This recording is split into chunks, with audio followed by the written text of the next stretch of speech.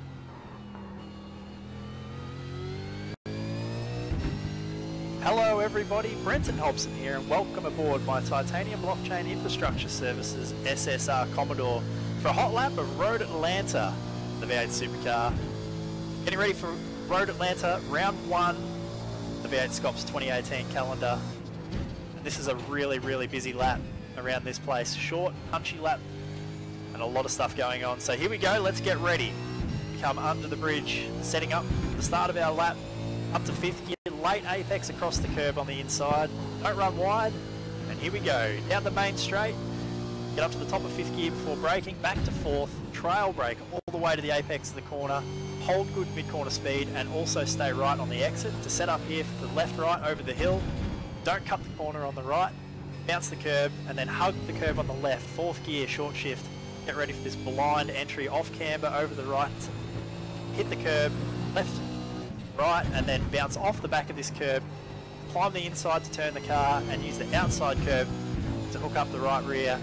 A good drive off the corner, up to 5th gear, big braking zone again, down here, 3rd gear, hug the inside, set up as best you can here for the slowest corner on the track, 2nd gear. Really important to get the car to turn in and not understeer and then get great traction on drive off the corner. It's a big straight, you want maximum top speed. Get your first chance to catch a breath here for this short lap. Work your way up through the gears and get ready for one of the biggest braking zones on the calendar for the V8s. Downhill, lots of grip, brake really late, down through to 2nd gear, turn in early on the left-hander, don't cut the corner, and then on the right-hander, a big bump right at the apex, and then settle the car, up over the hill, feathering the throttle, up through the gears, 5th gear, late apex again, over the curb on the inside, and that is a lap of Road Atlanta. It's going to be a great weekend of racing, guys. Thanks for riding on board.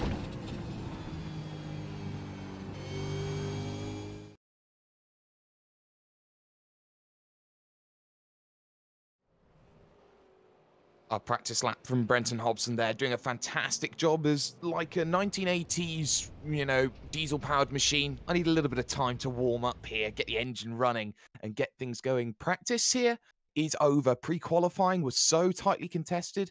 The grid, though, will be as follows. Chris Robinson then will take to the pole with Stuart Vaughan alongside on the front row. James McKnight will start from 3rd with Benjamin Smith in 4th position. Ross Rizzo will start on 3rd row. Daniel Williams there in 6th. Always a perennial feature of this second split with Andrew Gillum and Nick Cummings there 8th and 9th. Not to forget Lance Perkins in 7th. Cooper Webster rounds out 10.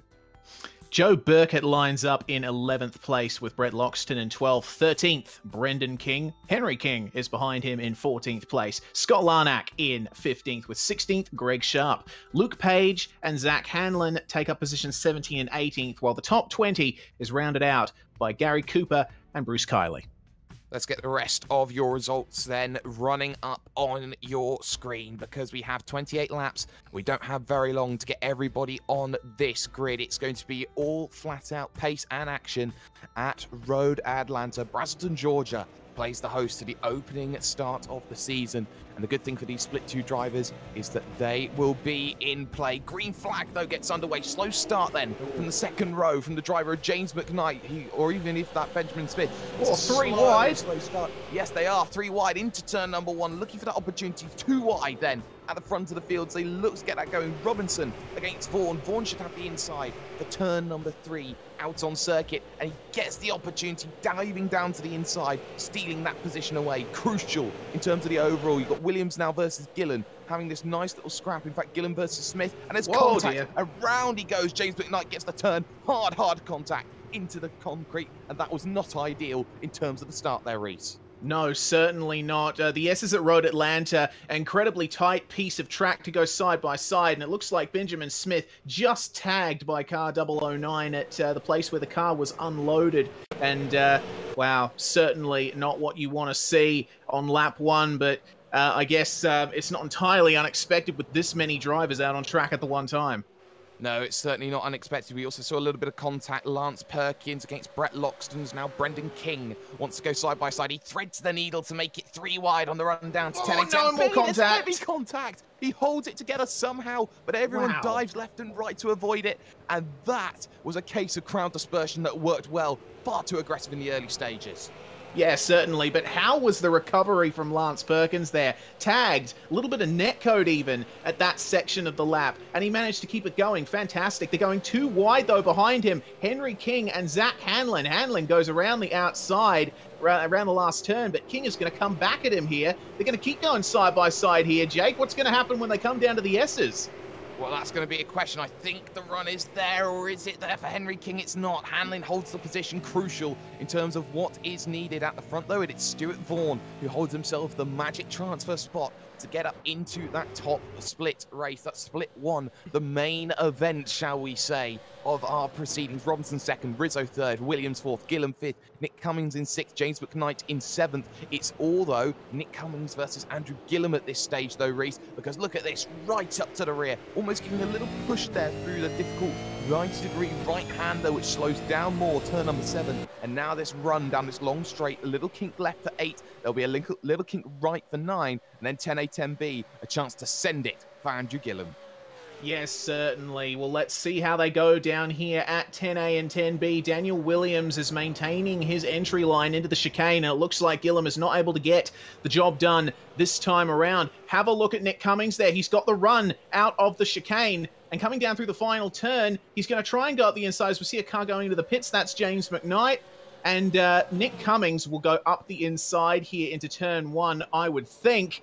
There we go, little bit of oversteer, kind of unsettled, and Andrew Gillam is able to hold it around the outside. What's going to happen here? Oh, still going side by side, a little bit of contact, and it looks like that is going to be job done for Nick Cummings, albeit with a little bit of contact. Now Gillam is coming under pressure from Joe Burkett. Well, Joe Burkett, the TTL machine, knows what he's got available underneath him. He's made some very good progress. He's +4 already. James McKnight, sorry. His night is pretty much going to be done at this stage. Daniel Williams slow, though, on the run into turn number 6. Around the outside tries Nick Cummings. He'll have to do it around the outside again, and this corner's off camber, so he's really got to pick up the run off the exit, look for the up and under, and he gets a pretty decent run of things now. Gillam and Burkett will look to have this challenge for second, though. Rizzo versus Robinson right now, as Rizzo looking to get a bit of that flair in the 784 machine, has to go the long way round to try and make this move at 10A, 10B. If he picks the run up on the outside, he'll have the inside for the second part then of the chicane. So he gets the outside, they almost make contact, but look at that outside track you definitely can take there. A little bit of pinch there was Rizzo, but no room for Robinson. He loses that position. Cummings takes the position on Williams as well. Gillam and Burkett now nose to tail through the final corner. Yes, indeed. And how about the run from Ross Rizzo? He's made his way up from 5th to 2nd in these first 4 laps. Great job from the Trick Sim Sports driver. We're hearing Jason Quire is one to look at the moment. What has happened to him? Oh, I haven't had too much of a look. It's a big, big incident from Jason Quire. Didn't quite get my eyes on it. It was coming down to 10A. There were 3 wide heading through. He was the man on the outside there, Reese, and there was just no room to go there. He was an innocent bystander. That's it, and that's really something that you don't want to be in a position there. Looks like Tim Foltz going up the inside of Jamie McKnight, and yeah, unfortunately, innocent bystander was Jason Quire there. Not much he could have done to avoid that, so he's going to have to work his way back up from there. Yeah, and we're seeing lower down. Big, big incident there. That's Jason Hyde, who's gone spread eagle across the circuit, avoids everyone, no contact. The engine looks blown as well. Jason Hyde with a massive incident out of hashtag turn 5. And, well, he's just on the outside there trying to get himself through. I think he got a little bit of a tag there from Adam Wyborn. Because Yeah, goodness, I didn't quite see that one coming, but looking at the replay of Adam Wyborn versus Jason Hyde, looks to me as though Wyborn just took a little bit too much curb on the exit of the S's, and he was coming over to the left-hand side and just continuing to do it, even though Jason Hyde was there. Just tagged him in the back and Hyde into the wall. That was a very bizarre incident. Yeah, very bizarre incident, as off goes Joe Burkett. He went too deep into turn number 1 here at the start of lap 5. He loses 6 positions. He now puts himself behind Scott Larnock then as he heads through the S's section. That just shows you the fine margins at Road Atlanta. Anybody has a shot of getting themselves into the victory position right now. This scrap for the top 10, so intense.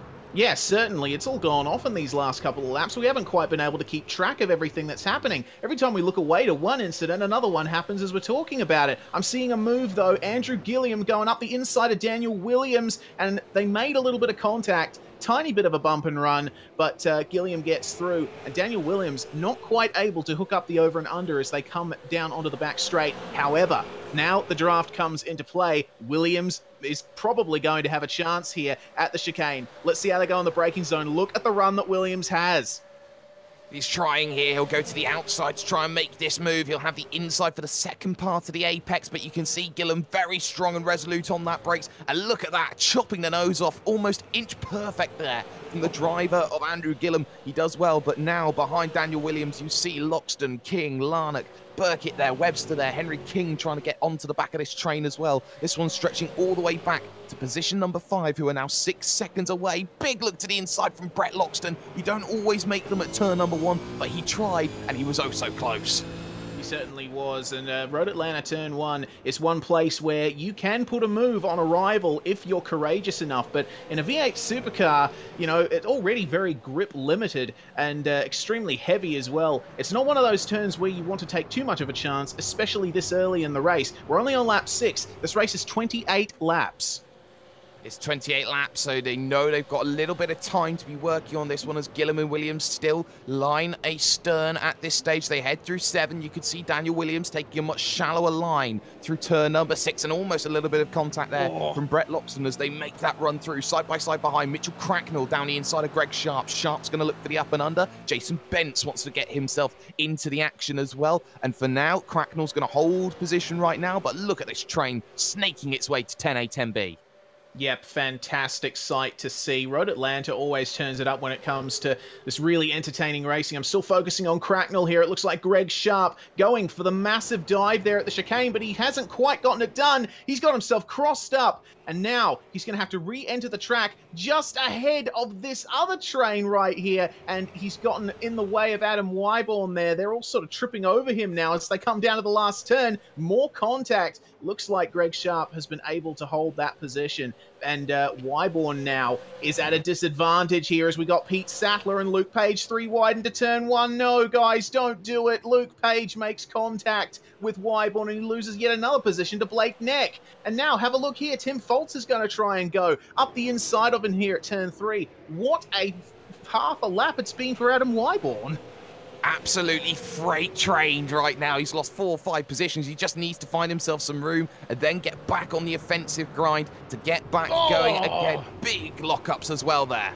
Yep, and Tim Foltz is going to try and make his way back onto the circuit as safely as he can. He has been able to, but he's going to get swamped once again by all of these guys. The competition, you can see, is so close. You cannot make a single mistake here, otherwise you stand a chance of going almost all the way to the back. And oh my goodness, we've got a spin there. That's Adam Wyborn. His bad luck has just continued, Jake. Looks like just a little bit of oversteer. He did that on his own.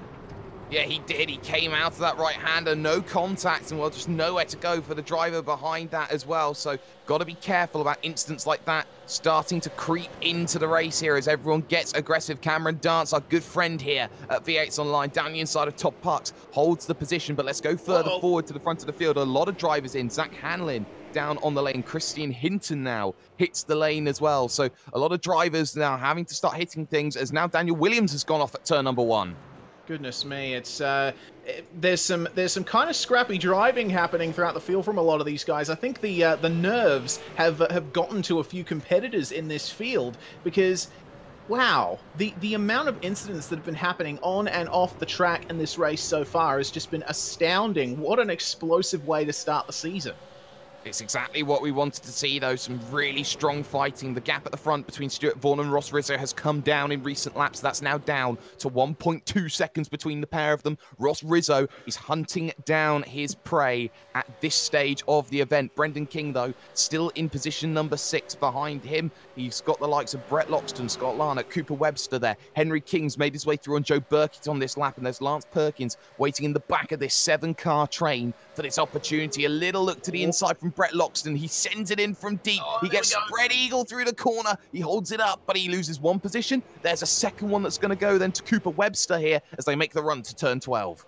Exactly right, and what happened there to Brett Loxton is something that we saw beforehand. The rears just locking when you try and go a little bit too hard into 10A and 10B. These cars they've got a bit of a habit of locking the rears and spinning you around if you're not too careful in the braking zone. So that is what happened to Loxton, and now he's going to have to try and find his way back up to the front of that train, if at all possible. They're coming down through the S's, and it looks to me Scott Larnack just ran a little bit wide, tiny bit compromised, but it doesn't seem to have cost him much. Cam Dance, no, sorry, that's Joe Burkett there behind Henry King, looking to make a few moves. You can see him just having a little bit of a look into every single corner. Yeah, he's allowed to have that look, though. He's probing for information. He's trying to get enough information to know where I can make that move and then try and get himself past. And Joe Burkett's certainly no slouch, especially when you talk about his efforts that he's done in endurance racing this year, where you talk about the likes of Daytona and Bathurst in terms of top split action. Burkett looking for that move then on Henry King. He's close, but I don't think there'll be cigars too much then as he hits the brakes. He sits and waits, and he uses the patience game to try and push a way forward. Ross Rizzo, by the way, he is agonizing close to that 1 second window right now here, Reese, and that 1 second window will be a psychological hit to Stuart Vaughan's lead. It surely will. Once you get into a second behind the car in front of you, that's when the draft comes into play at the end of the straight. So Rizzo just continually chipping away at Vaughan over these first 10 laps, and this will surely work out for him very soon. It all depends on how they both take these next set of corners. You can see Rizzo was much more aggressive on that exit curve. You can put the whole car on that and not get a 1X off-track incident. So we got a drive-through penalty for Tim Foltz and Adam Wyborn, we're hearing, as well as James McKnight for their contributions to incidents earlier on in the race. So stewards already doing their job in this early stage of the first race of the season. Heavy hands being shown. We've also seen Dancer Mania running wild right now because Cameron Dance is plus 12, got through Luke Page plus 13, now up inside the top 20. And let's do remember right now that we've seen a lot of side-by-side action going on. Daniel Williams, for example, with Jason Bentz on the outside. Williams trying to play defense then on this inside line as they head into 10A, 10B, the prime overtaking opportunity. Run the outside track, door-to-door contact. They're going to give themselves a little bit of bump-to-bump there to have themselves no real harm, no real foul. But on the outside, Daniel Williams is going to lose out, but he's going to look at this up and under to try and do it in. Loxton comes in, King comes in then as they look to try and make their opening looks of exchanges. Yes, indeed, and you could see there Bentz preempted that over-under move from Daniel Williams, just moved to the inside right off the final turn, and now looks like he's just getting himself together now with a semi-clear track ahead of him, and Williams suffering from quite a bit of oversteer in these last couple of corners. I think he might be a little bit rattled right now. That or the tyres may have been, over-exacerbated with the amount he's sliding that vehicle, and he has to be careful about that. Battle for the lead, though. This up in mind. Ross Rizzo versus Stuart Vaughan. The gap now under a second, almost under half a second at this stage. Rizzo has worked so hard in this opening stint to close down a 2-second gap here to Stuart Vaughan. And Vaughan, who's been running a nice race, now will have his character tested here as you may have to start playing the battle game. Yes, indeed. And the big question among the top two here is which of these guys is going to pit first? Are they going to try and pit together? I think it would be beneficial for Rizzo to pit first and see if he can try and get some kind of undercut on Stuart Vaughan. But at the same time, the rate at which he's catching him, I think an on-track pass would be easily possible. Yeah, an on-track pass. We've seen them have that opportunity. We've seen what we have done, and we will Good me. Get some words out, Jake. I know it's very early in the morning. Ross Rizzo with Stuart Vaughan. I think he knows he's got to be awesome. He knows he can make that move as Tim Foltz slow then 1 lap down allows Chris Robinson the chance to get through then in the early goings of this one. We're heading towards halfway in 2 laps time. Joe Burkett behind Scott Larnack here. The battle for P7, P8. Scott Larnack himself is already +7 for the day. There are some big movers and shakers in this field. Yeah, certainly. And Scott Larnack for Evolution Racing Team recently signed on with Motum Simulation as one of their major sponsors, and he's repping that logo extremely well there. Just inside the top 10 is Larnack, just behind Cooper Webster, car number 34, as they're coming up to 10A and 10B once again. It looks to me, just checking back in with the front two, Ross Rizzo is almost right on the back of Stuart Vaughan now. Yeah, it took another 3/10 out there of Stuart Vaughan, a 1:21.687 that last time by Ross Rizzo, his fastest lap of the day. You would have to feel is right up there. Of course, a 1:20.9, his quickest on lap 5. Stuart Vaughan's fastest lap, a 1:21 flat, but that was a 21.9 that last time by. It is very clear that Stuart Vaughan is struggling to find that pace that suits him right now. The more he's been put under pressure, the more he goes through. Technical issues then for Henry King. That will put him out of the event. That is a real shame. King was running extremely well from a 14th place start. Oh, and we're hearing that Cameron Dance has missed his pit box. Oh, it's so easy to do, and now he is askew-if, shall we say, in the box, which is going to mean that those drivers are going to have to get themselves side by side. Out comes Peter Sackler as well from pit road, the number 56 machine, so he will look to get himself out and going again. And that strategy call, that one stop, it is throwing a spanner in the works then after 16 minutes. They all know what they have to do, and they're all playing chicken to say, well, why don't you come in? No, you come in. Rizzo unable to make the move into 10A, 10B. Yeah, that's exactly right. What you're saying there, Jake. It's the mind games that's a big part of these races with pit stops, because in a lot of cases you don't want to be the first to blink, but I think it would be beneficial in some cases, not least Ross Rizzo, if he finds that he cannot get past Stuart Vaughan. He already had some difficulties, as you said, at 10A and 10B on the last lap. Let's have a look at how they go through the S's. You can see Ross Rizzo just taking a little bit more of the curb, getting that rotation on his car. He's been very smooth, and Ross Rizzo recently leaving Proforce Racing to join Trick Sim Sports, and his form in the V8 Supercar has really gone up, I can see.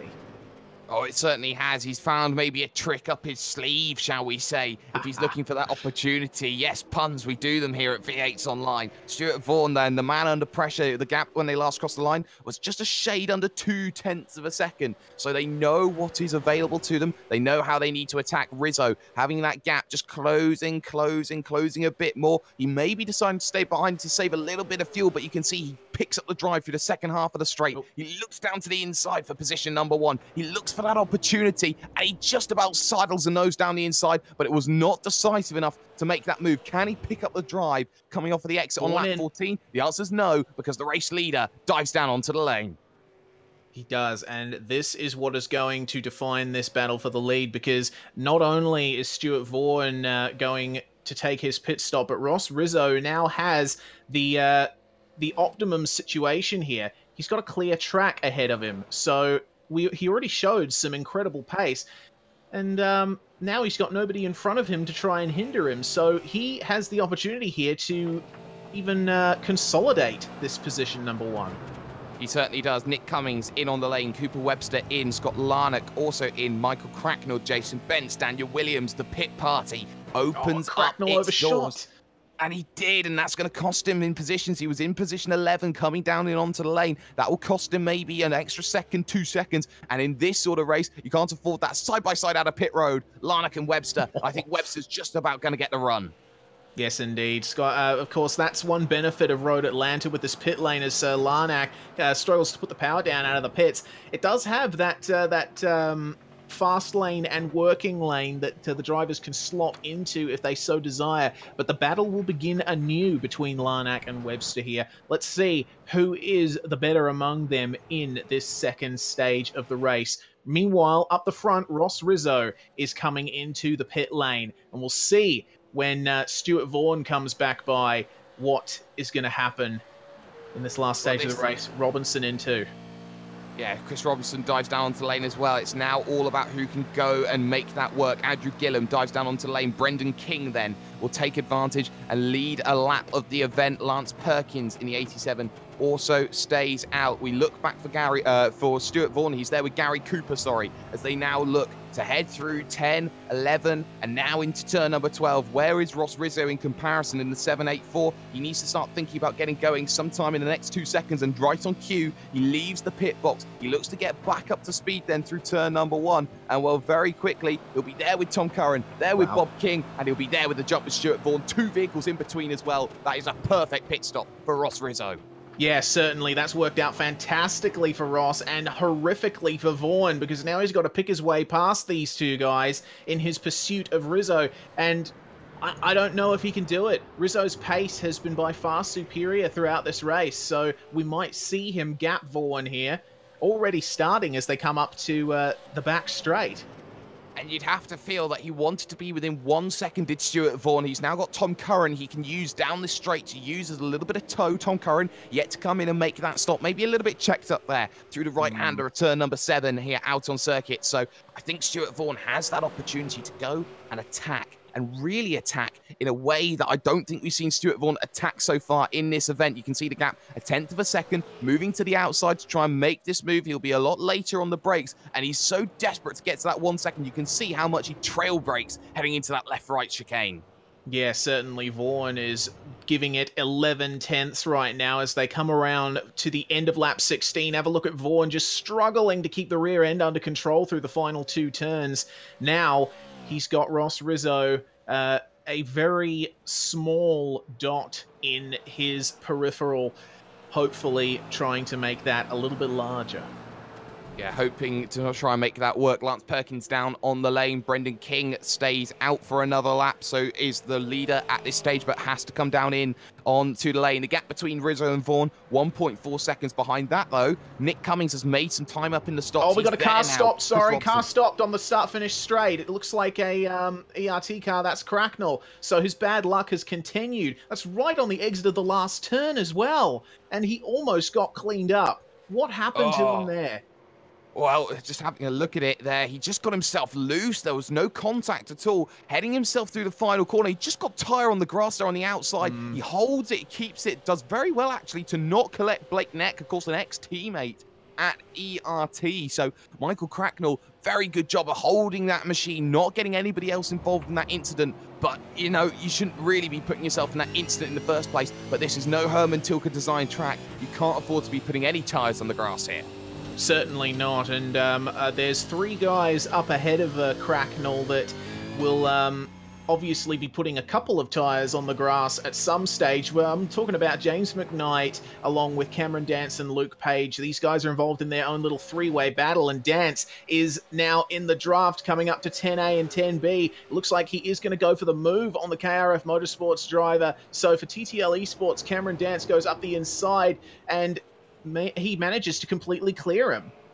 Dance, boy, dance. He's dancing through the field exactly how he wants to. Now James McKnight, who's already had a penalty to serve here today, needs to now start thinking about making that move here with Luke Page as well. Not going to be able to have that run into turn number 1, although he does have a little bit of a modicum of a look, but that will not work in his favour. So he'll have to sit and he'll have to wait and he'll have to brew over that one for a little bit longer. Scott Larnock, though, and Cooper Webster, we saw those two come out of pit road together. They're now 7th and 8th. Out on circuit. Tom Curran, I believe, is still yet to dive down onto the lane, so this will be for next 6th and 7th, sorry, out on the road. And look who's just joined them behind. Andrew Gillum. He hasn't had the best of stops. He's dropped a couple of positions because of that.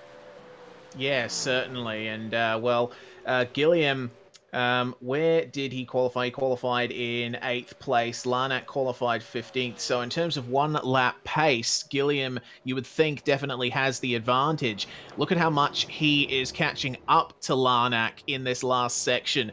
So we've got another 3-car battle well and truly formed here. Joe Burkett lurking in the background, but I don't know if he's going to be able to factor into this in any possible way. Oh, have a look at that. Gilliam putting a wheel, or a side of his car rather, into the grass, coming into turn 1 for the 19th time. Yeah, he's got to be very careful about that. Brendan King has made his stop, and he has come back out in position number 13 on the road. Tom Curran, though, he is the roadblock right now for Chris Robinson. The two teammates there with Nick Cummings just behind us. Well, Tom Curran, if he was going to be a gentleman, he would let through his teammate and he would try and saddle his car in such a way that it would block the driver of Nick Cummings. Side by side, they go through turn number 6. Side by side, they'll go through turn number 7. And look at that, ultimate opportunist, almost like Edge in the way that Nick Cummings found a way down to the inside, but he has not got himself clear, and that's going to be crucial, though. Chris Robinson should move over now and try and give the draft back then to Tom Curran. Oh, he just saddles him through. That is about as close as a knife edge he goes. And look at the advantage that Nick Cummings is going to take. Ultimate opportunist? I think so. I think that's a position. Yep, it looks like it, and it seems that Robinson is not going to be able to get that traction down. He certainly gave it a red-hot go, but he wasn't quite able to do it as his teammate, Tom Curran, goes into the pits. The last man to come in at the end of lap 19, the start of lap 20 of 28. Only 8 laps to go, 9 laps to go or so when they cross the start-finish line. In fact, we got 10 to go because my maths on a morning does not normally work. Nick Cummings then up into position number 3. Stuart Vaughan, though, at the front. He hasn't gone away, though, here, Reese. The gap is still 1.4 seconds. He's keeping Ross Rizzo honest, and this is the Senna Prost effect. You know that you can't make that move, but you keep on applying that pressure. That's exactly right, and that is the mark of a driver who knows what they're doing. Stuart Vaughan is just trying to stay within range of Ross Rizzo, make his presence known, and maybe force a mistake. But with a driver like Ross Rizzo, that's no mean task. He's got a pretty cool head, has Mr. Rizzo. He certainly does. I know many Rizzos with cool heads. I know many Rizzos who have some very fiery personalities as well. Peter Sattler, though, under pressure. Greg Sharp, Jamie McKnight, Todd Parks waiting in the wings. And, of course, the man who is on the move, Cameron Dance, plus 13, looking to get through the entirety of this train. And you feel right now, this entire train, you also have to include Blake Neck and Daniel Williams in this battle here from 14th back, because they are not safe here at Road Atlanta. No, they certainly aren't. And let's have a look. Blake Neck did a 22.0 on the last lap. It was a 22.9 from Peter Sattler. So, I mean, the numbers don't tell the full story, but you're 100% right, right, Jake. These guys may very well factor into this train.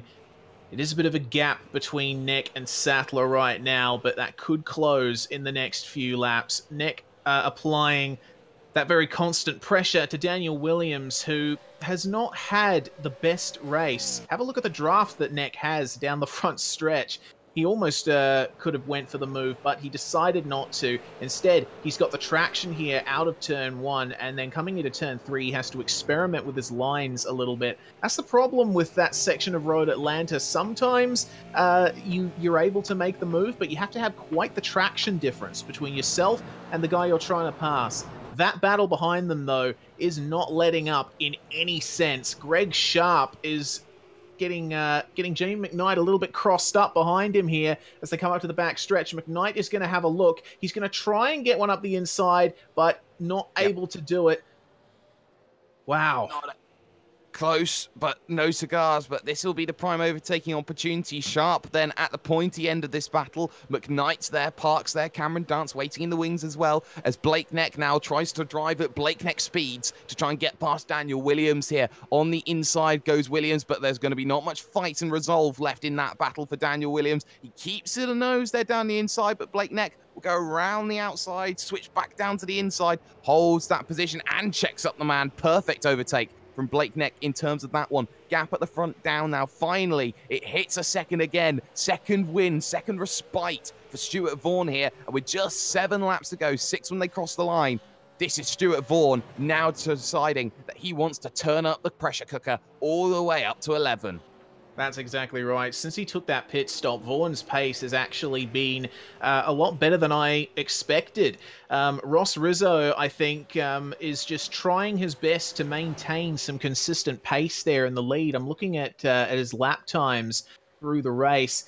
Oh, he's been doing it in the low 21s. He's just slipped into a mid 21 or thereabouts on this last lap. So maybe overworking those tires in that initial chase of Stuart Vaughan in the first stint.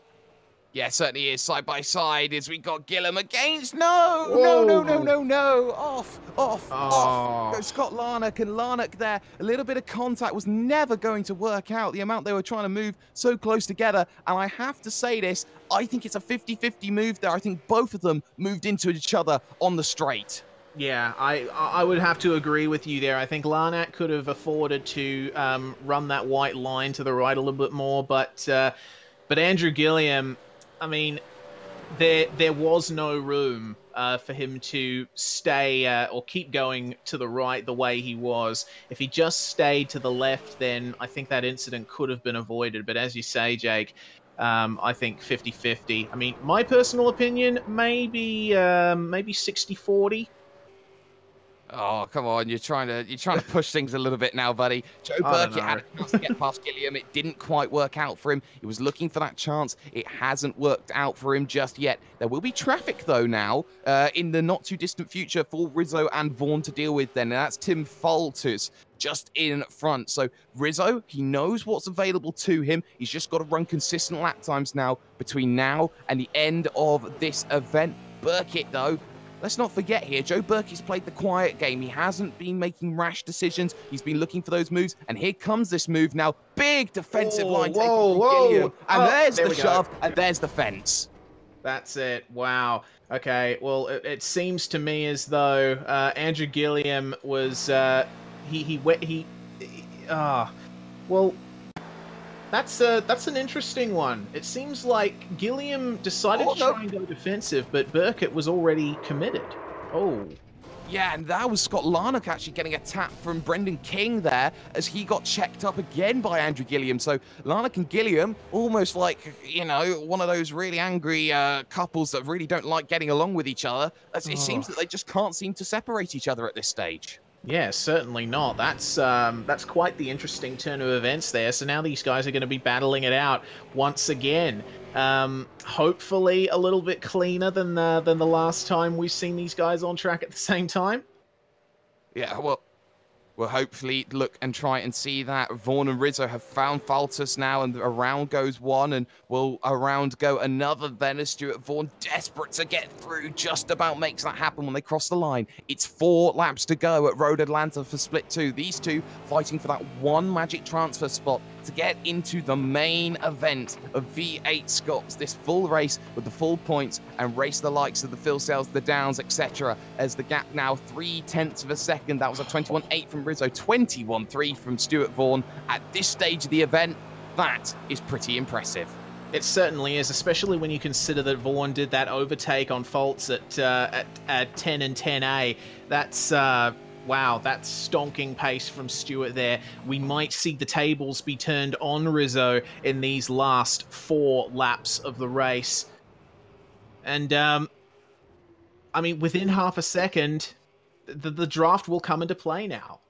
It certainly will. There's no real opportunities just now, but he'll be looking for that opportunity a little bit later on. Lance Perkins and Jason Bentz, though, they're having their own little scrap, 8th and 9th. Jason Bentz has come all the way up from 24th position to have this little scrap, but we'll keep an eye on this one. Rizzo versus Vaughan as they make the run to 10A, 10B, 3 laps to go when they next cross the line. So Stuart Vaughan knows time is of the essence. He's just got to pick and choose his moment. He's there now. He just needs to try and look for it. On the brakes they go, and you can see he is so much later on the brakes into 10A, 10B. He's just got to get himself within 0.2 of a second to really have a lunge at Rizzo. Yes, he does, but he's running out of time to do it. They're coming up to 3 laps to go this time around. News on Andrew Gilliam. Looks like he was given another drive-through penalty. I saw him touring through the pits a minute or so ago. But this battle for the lead is certainly where it's at. It certainly is. We've just also seen Lance Perkins defend from Jason Bentz. Brendan King now getting in this battle 8th, 9th, 10th on the outside. Almost fanned out 3 wide as they head themselves all through. That checks up nicely as King now looks to try and get aggressive with Jason Bentz, who didn't get the best run off of the corner then. Looking for that opportunity. No real chance for the move, but caught up on the grass. Jason Bentz will have to lose the position as he gets out of the throttle. Easy as you like for Brendan King, but it's not over. Certainly not. Have a look at Benz. He's going to go up the inside, a desperate lunge up the inside of turn 1, and it worked.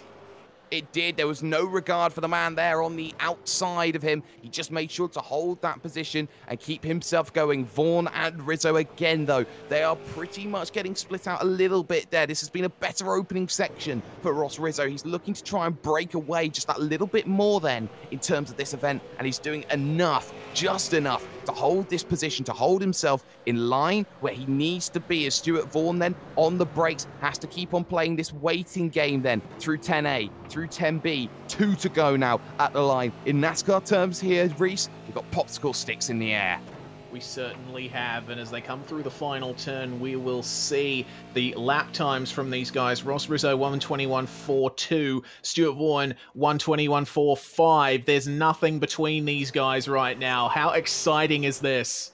And Joe Burkett gets a drive-through penalty for his incident with Gilliam, and I can't say I'm too surprised about that. So he will drop out of 6th position, have to take a late run down through with a drive-through penalty, and that will put him pretty much out of contention in terms of his race, and that is a shame for Joe Burkett. But Vaughn, though, looking much more, composed there through the very notorious hashtag turn 5. There's such a difficult corner. It's off camber a little bit. You head to the left. You can't take too much curb. You can't take too little curb. You're almost dancing a tightrope through that corner. Anything less of perfection, and you're in the wall. Yep, and on, it looks like he's managed to mess up the run out of the turn leading onto the back stretch there. Just wasn't quite able to get the traction down, and Rizzo has managed to gap him slightly. But there's only a few turns to go until they get the white flag here in split 2 of the VRS V8SCOPS at Road Atlanta.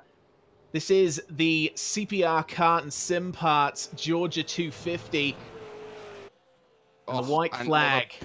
White flag, perfect run from Stuart Vaughn there coming out of 10B. He's put himself in the wheelhouse now for an opportunity to gap across the line. Now 3.3 tenths of a second, 1:21.6 that last time by into turn number 1. Then the pair of them come along. One transfer spot only between the pair, and it's now a waiting game as they head themselves up to 3. A little bit of a wider line taken there by Ross Rizzo. That will slightly compromise him through this S's section, but he wants to open up this exit then as he heads down the hill and then back up it again. Vaughn has everything pushing, and you can see he pushed a little bit wide there at that section as he looked for the opportunity. Now into notorious turn 5. They hold themselves up together. Vaughn needs to find, though, probably half a tenth of a second, though, through these next 2 corners if he wants any shot and opportunity at sending one down the inside and looking for that position. Vaughn looking for the opportunity through the next right-hander, but Rizzo is absolutely ace to perfection as he heads himself through. But I tell you what, it was an effort plus moment there for Stuart Vaughn. He's been trying all race long to try and get this opportunity. It will now have to rely on a late dive. He'll pick up the modicums of the draft in the second stages then of this straight. It may have to be the latest of late lunges here as he goes down on the brakes. He searches for that inside. He searches and searches, but it's not going to be quite there. Pick up the one off the exit. Gets the tap. It doesn't work out, though, because Stuart Vaughn will run out of road and Ross Rizzo will run to the split 1. Ross Rizzo wins in split 2. Fantastic work then here at the Georgia 250. Cummings will hold off Robinson for 3rd. Wow, what a finish between the top 2 there. I could see at that chicane, Rizzo just, the rear end let go just a little bit, but he was able to keep it together. Man, what a finish. Ross Rizzo going through to split 1, a well-deserved victory, but Stuart Vaughn, that attempted fight back to first was something to remember. Oh, and Greg Sharp now going on the offensive as well. Goodbye. Good day, Peter Sattler. Dear. He'll have to serve a slowdown. He was goaded into braking far too deep, and he's so lucky that nobody else was there. And if he doesn't serve that slowdown before he gets to the line, well, he's going to take a much heftier penalty when he gets there. Certainly, Greg Sharp will just manage to hold off Tom Curran there for 18th position after that finish. Wow. It's all gone off here, and this is only the split 2 race. We've still got the split 1 race to go. Yes, we do, and I think that split 1 is going to be very crucial, and of course the points there will be very heavily contested and worked for. But what we can do, classified results then here from the split 2 race of this one at Road Atlanta, the Georgia 250. Well, that will be in a few moments' time, but of course this was the Georgia, maybe slightly a little bit less than 250 then. For split 2, Ross Rizzo in the 784 wins by 0.4 of a second over Stuart Vaughn. Nick Cummings comes home in 3rd position ahead of Chris Robinson. Cooper Webster comes home 5th ahead of Brett Loxton. Lance Perkins then, very solid drive there, understated drive, 7th to 7th. Jason Bentz, though, will get your big mover and shaker award, 24th up to 8th. He goes plus 16 for the day with Brendan King Knight. And get this, Blake Neck going breakneck, plus 20 in terms of his drive. What an underrated drive from Blake Neck. Joe Burkitt finishes 11th after a penalty. Scott Larnock getting involved in instance in 12th. Sattler, Parks, and the two McKnights, James and Jamie, just to make life incredibly difficult between the pair of them there. Of course, James McKnight was in position number 3. Jamie McKnight started position 27. And you look further down, likes of Cameron Dance just tailed away at the end to P22. See the likes of Michael Cracknell getting involved in instance, Daniel Williams getting involved, and drivers that failed to finish today, drivers like Adam Wyborn getting involved, Zachary Hanlin getting involved, drivers also like Jason Hyde and Benjamin Smith also getting themselves involved in instance today. Yes, indeed. So it was a race of drama. It was a race of climbing up and a race of falling down, split 2 of V8SCOPS here at Road Atlanta. But Jake, we're going to take a little bit of a break now, and we will be back very, very soon for the Georgia 250 at Road Atlanta. I can't wait. I can't wait either. So stick with us. We're going to be here at VRS V8SCOPS. This is what you've been waiting for all winter long.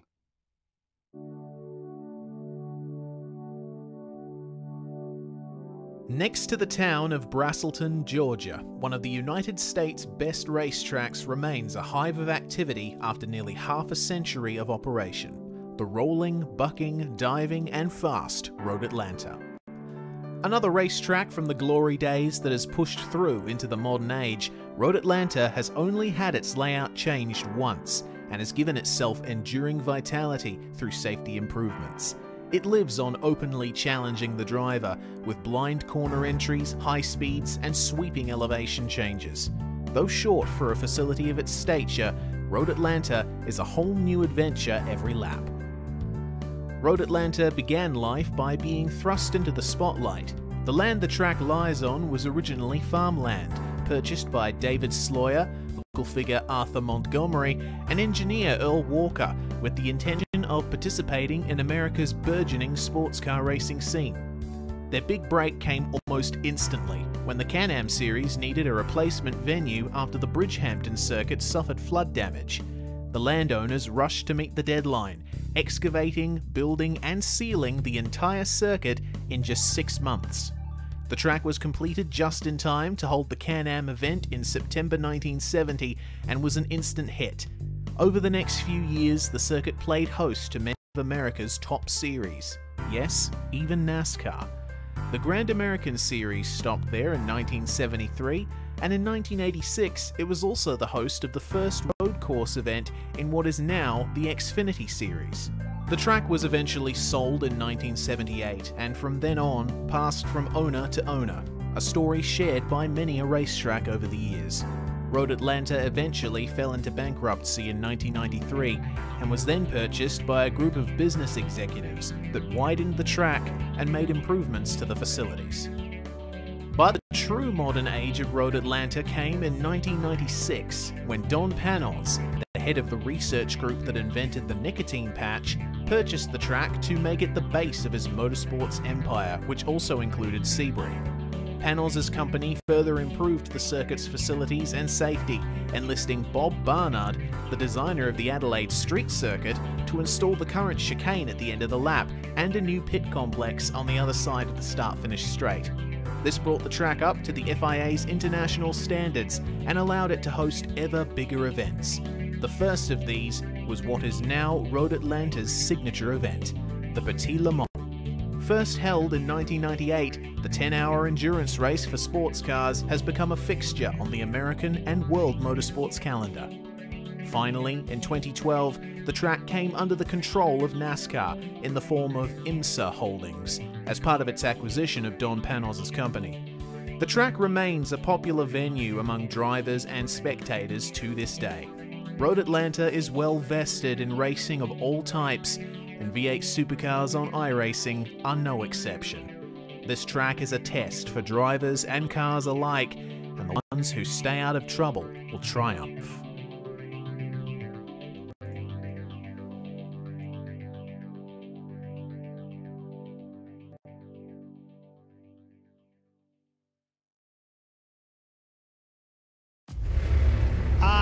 Racing, you wanted the best, you got them for abreast. Often imitated, never duplicated. The greatest show on dirt, the World of Outlaws.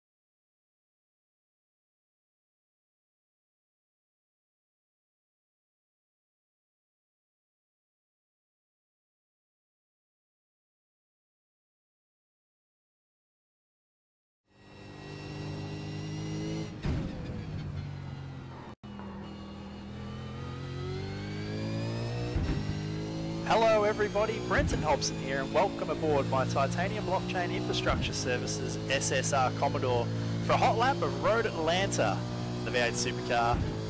Getting ready for Road Atlanta Round 1, the V8SCOPS 2018 calendar. And this is a really busy lap around this place. Short, punchy lap and a lot of stuff going on. So here we go, let's get ready. We come under the bridge, setting up the start of our lap.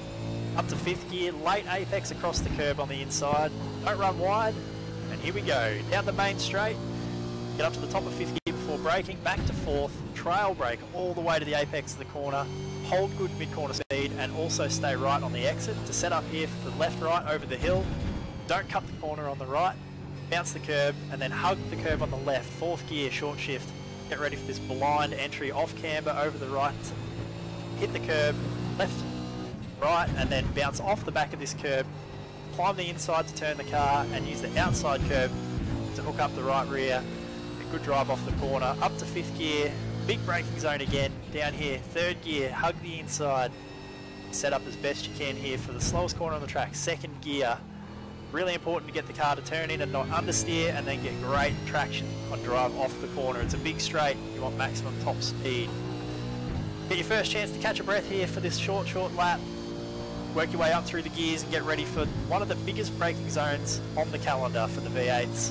Downhill, lots of grip, brake really late, down through to 2nd gear, turn in early on the left-hander, don't cut the corner, and then on the right-hander, a big bump right at the apex, and then settle the car, up over the hill, feathering the throttle, up through the gears, 5th gear, late apex again, over the curb on the inside, and that is a lap of Road Atlanta.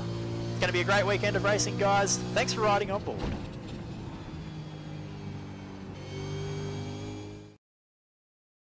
Welcome back, ladies and gentlemen, to the VRS V8 SCOPS, the V8 Supercar Premier online series. And I've completely butchered the name because I'm still very tired. Of course, it's been a fantastic race that we've seen for Split 2. Heading themselves up to Split number 1 is the man standing by with Reese Gardner, and that man is Ross Rizzo.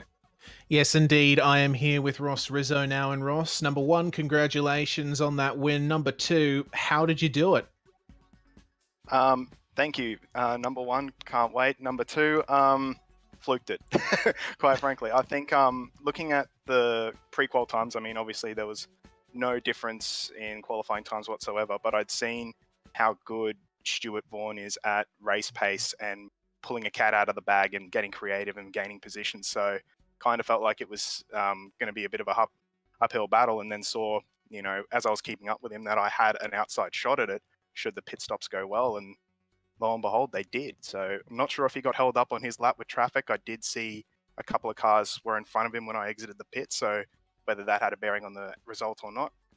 But yeah, it was a fantastic battle. Congratulations to Stuart and to Nick on the podium as well.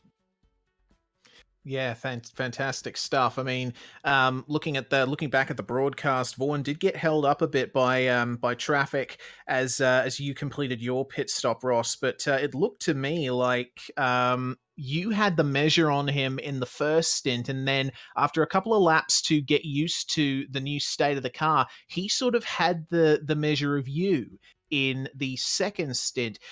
Why do you think that was? Were you just pushing harder? Were you exploiting the tires a bit more? Well, I noticed after I rolled back into pits that my tires were fairly under pressure, so probably went a little too lean on them. But yeah, I think that showed in the second half of the first stint that I was more comfortable getting consistent, and then that came at a price at the in the second stint. Right, well, nonetheless, you managed to take the victory by a very slim margin. That final few turns with Stewart, what was your perspective on that? I noticed that you kind of got a little bit loose coming into the chicane, but ultimately you managed to hold Stewart off. Yeah, I've been struggling under brakes, or under heavy braking since the dawn of time, and that particular corner is no exception. So I was just making sure I didn't overshoot it, because the only way he was going to get through is if I gave him an opening. And while that was enough of an opening, he never could get close enough in the two corners preceding the back straight. So I knew if I just hit those marks and then went conservative into the 10A-B complex, that I should be okay. Wasn't expecting the cheeky little nudge on the out of the final corner, though. That was unexpected and nearly really made a race of it. That was a fantastic move. Oh, it's good to see that you have that view on it, because we certainly enjoyed it up in the commentary box. Ross, once again, congratulations on the win in Split 2. And, well, I guess now you managed to get into proceedings for Split 1. Do you have any goals in mind, considering that you've pretty much only just found out about this new rule? Yeah, yeah, it was a real surprise when I was told I'd be upgraded to Split 1. So the goal is just to finish, really. It's probably gonna be a bit of a race of attrition. I think going back to the Split 2 race, there wasn't much attrition. I think there was a DNF on the first lap, I think, but hopefully that was clean. But yeah, long race, probably a lot of attrition, a lot of dive bombs, a lot of send it moments. We'll see how we go. We certainly will. Thank you very much for joining us, Ross, and best of luck in Split 1. All right, thanks very much, guys. Enjoy the rest of the evening. Jake? Well, that was fantastic work from Ross Rizzo, but I do just want to talk fallout, Reese, from that second race, because, or that second split race, sorry, because what we saw was a lot of aggression, attrition. I think that we saw a lot of drivers who understood what was needed to win, but when they got into those positions in and around that top 10, having that ability to push and attack, do you think that a few drivers maybe saw the prize and thought a little bit too hard about it, trying to be too aggressive to make positions too early in the race? I think so. I would agree with you there, Jake, because I guess you see this in a lot of different sim racing championships in the opening races of the season. The drivers have had quite a bit of a break from the series. They're still getting used to racing in close quarters with each other in this kind of environment again. A lot of us, race in other series over the summer/winter break to keep ourselves sharp, but a lot of these guys, this will be their first time back in a V8 supercar in this kind of competitive environment in a couple of months. So they're still having to sort of recalibrate their brains, I feel, to that kind of to what's really needed to be successful in V8 SCOPS, which is to basically not crash or end up in the gravel trap. So yeah, I do think that some drivers may have been thinking, a little too, aggressively in that first race. It certainly made for some entertaining racing, but I think we might see them mellow out a little bit as the season goes on, maybe by the midpoint. Yeah, I mean, it's all well and good having very entertaining incidents, and I know people like seeing crashes, but for the drivers and, for the overall atmosphere of a series, people don't want to be getting involved in accidents because the blame game comes into play against each other. I think, though, it has been fantastic to see everybody out there battling, but, who stood out for you in terms of, not the podium, but who stood out for you in terms of your impression from that opening race? Well, it's hard to pick because, we saw some really good performances there. I mean, Joe Burkett's performance was really good until he got that drive-through penalty. I think if it weren't for that penalty, he would certainly be in with a shout, for me anyway. I do think Blake Neck making his way up from 30th to 10th, that was one hell of a drive. And, oh, man, who else? I'm just looking at these positions, and there's been so many drivers that have had massive falls from further up in the field. I don't know.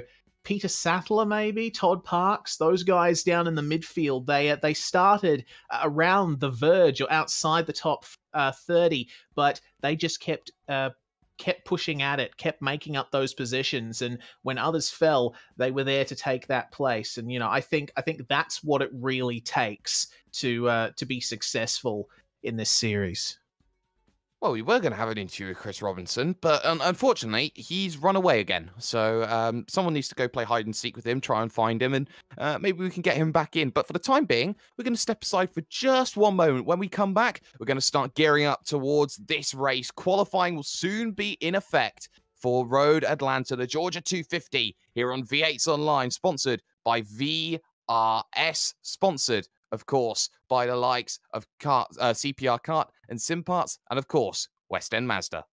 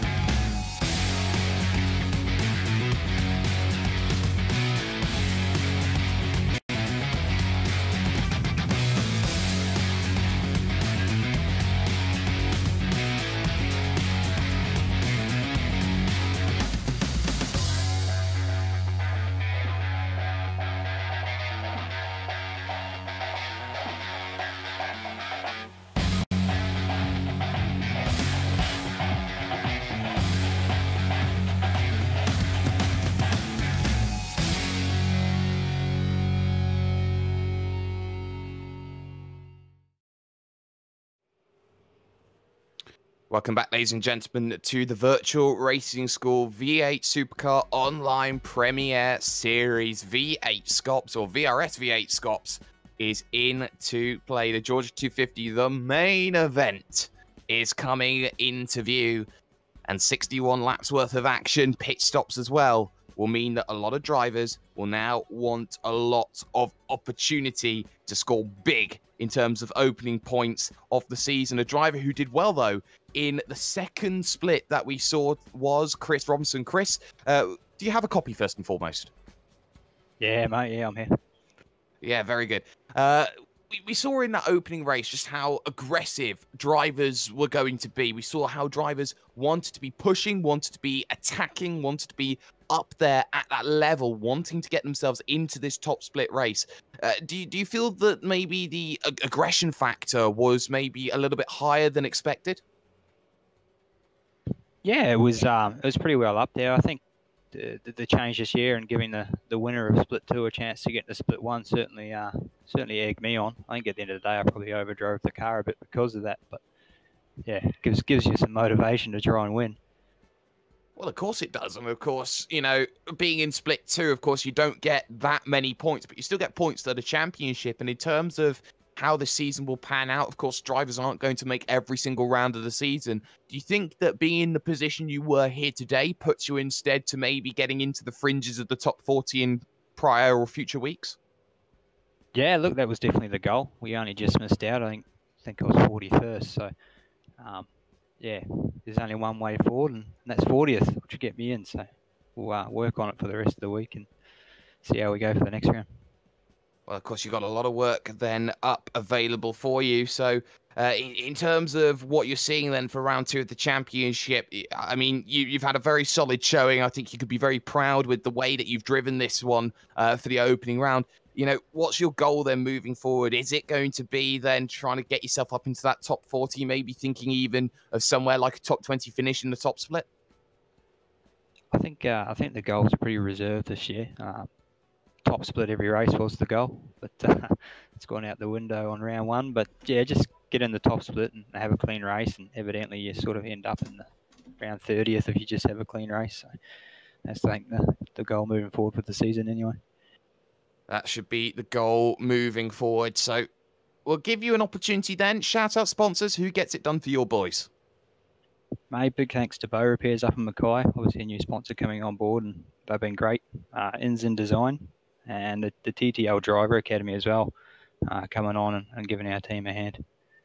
Well, a big hand there being needed. And, of course, it seems that the results have been reaped there for Chris Robinson. Chris Robinson there joining us then from what was position number 3 overall in that last race. But, Reese, it's enough time to talk about Split 2. We talked about it all the time. Now is the time to talk about this top split race. Now is the time to talk about the Georgia 250. Now is the time to talk about Jared Filsell, because he was position number 6 after the second day of qualifying. He said, I asked him yesterday, you know, do you have that determination to go out there and win? He said point blank, yes. And what did he do in that third day of qualifying? He only put it up on pole position in terms of getting up there. So we know that Jared Filsell has a lot of pace to showcase today. He certainly does, but on top right now in practice is Joshua Rogers. Just under 2/10 ahead of Jared. I get the feeling that these guys are doing qualifying runs right now in the dying minutes of practice. So Rogers on a 1:20.371. Filsell, your reigning champion, on a 1 minute 20.533. But behind him, the times are pretty close. In the top 5, we've got Ethan Grigg-Gault on a 20.546, up 20.633 for Jake Burton, and Burton's teammate Madison Down on a 20.675, and Dane Warren, Richard Hampstead, not too far behind them. So for the most part, it's the usual suspects up the top of the field, but as always, they are extremely close, and that is the one thing that has kept V8 SCOPS within Australian and World Sim Racing's public eye over the last couple of years, just how close the times are in this field and how competitive that makes the racing.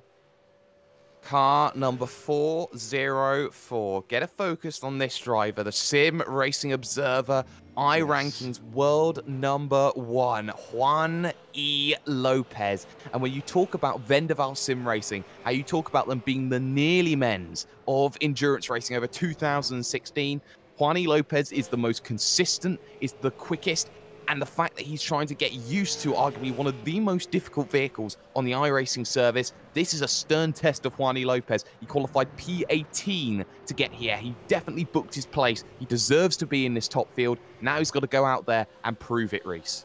Yeah, certainly. To see Juan Lopez and his teammate from Vendaval, Fabrice Cornelis, signing up to V8SCOPS, that's a really big draw for the series. And, you know, to see these guys wanting to test themselves against the likes of you know, Phil Sell, Rogers, Down, Greg Galt, Hampstead, Maloney, Burton, etc. And I mean, even outside of that top group, we've got guys like Brenton Hobson, we've got Emily Jones, we've got Glenn Postlethwaite as well. All of these guys are extremely talented sim racers, and I can't wait to see how Juan Lopez matches up to these drivers in equal machinery.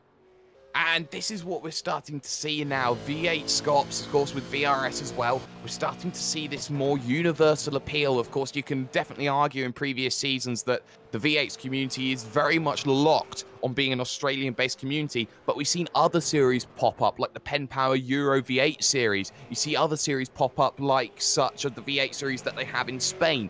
You know, you're starting to see the V8 supercar more and more loved by the community, and all these different communities are starting to pick up this V8 supercar and trying to get better as well. Yeah, certainly. Like the V8 supercar, it's of course, the regulations in real life are undergoing a state of change at the moment, but this is the version of the V8 supercar that we have on iRacing is essentially the last true representation of what Australian touring car racing was through the 1990s, the 2000s, and the early part of the 2010s. V8 supercars are their own sort of beast. They're not quite a touring car in terms of outright pace, not quite GT cars. They are insanely powerful, based on 4-door sedan bodies, 5-litre V8s, rear-wheel drive, 600 horsepower, 1,500 kilograms, and they really have no comparable series in the world of touring car racing. And they've been an extremely popular series worldwide in real life for quite some time now, but in sim racing, you know, they do have their own appeal. That rear end constantly wanting to break free, that reliance on mechanical grip at the expense of aero, and absolutely no version of lightweightedness. It certainly is a car that brings out the best in those who drive it. It certainly is a car, and it is a ferocious vehicle at that as well. Practice is done. It is over. Now, we start gearing up. Open qualifying, open season, 20 minutes to get your time in. And I tell you what, draft is going to be so important, and getting track position. I would not be surprised to see 2, 3, 4 teammates getting all in a train here today, Reese, and really deciding that they want to get that run. And look who's first out of the pit box. It's Madison Down, followed by Josh Muggleton. TTR understand what's available to them. They certainly do, as Madison Down negotiates turn 4 here. Road Atlanta, as I said in the fact file, it's actually quite a short circuit. It's only 4 kilometers long, and so it packs a lot of punch for a circuit of its size, though, especially down that back straight. It's extremely long, and, you know, low drag, low downforce, it comes into play there. The V8 supercars don't have much downforce to speak of, so it's practically home territory for them. So as Madison Down comes down this back straight, the head of a long, long train of cars going down this back stretch at Road Atlanta, well, he doesn't have anyone in front of him, so he will be getting no benefit, but I'm fairly certain Josh Muggleton will be. And I tell you who will be getting benefit, Josh Rogers. He's got the best benefit in the house. He's got a certain Jared Filsell that he can deal with, and they're already too wide here. I think that's Lee Ellis and Mitchell Chiolak going side by side, and that's not going to be helpful as they all look to try and pick a lane and pick a starting point. Josh Rogers, keep an eye on this. I'll tell you what we're going to do. We're going to have complete silence. We're going to have yourself some form of fan immersion. Watch Josh Rogers as he chases down the back for the opening qualifying lap against Jared Filsell.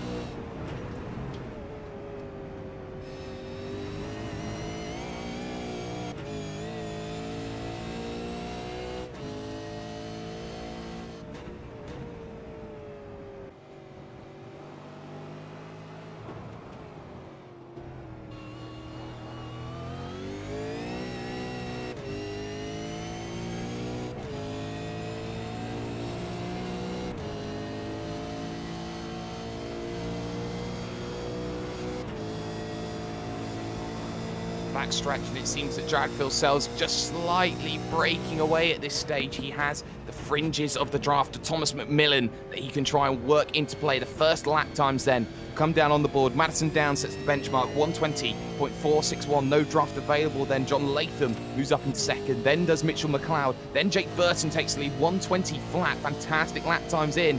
But you can see it was not a clean lap from Josh Rogers. 20.2 from Jared Filsell there. Track definitely hotter than what it was in qualifying, and that's going to mean that those times are going to be a lot slower than what people were expecting from the 19 flats that we had just a couple of days, if not a day ago.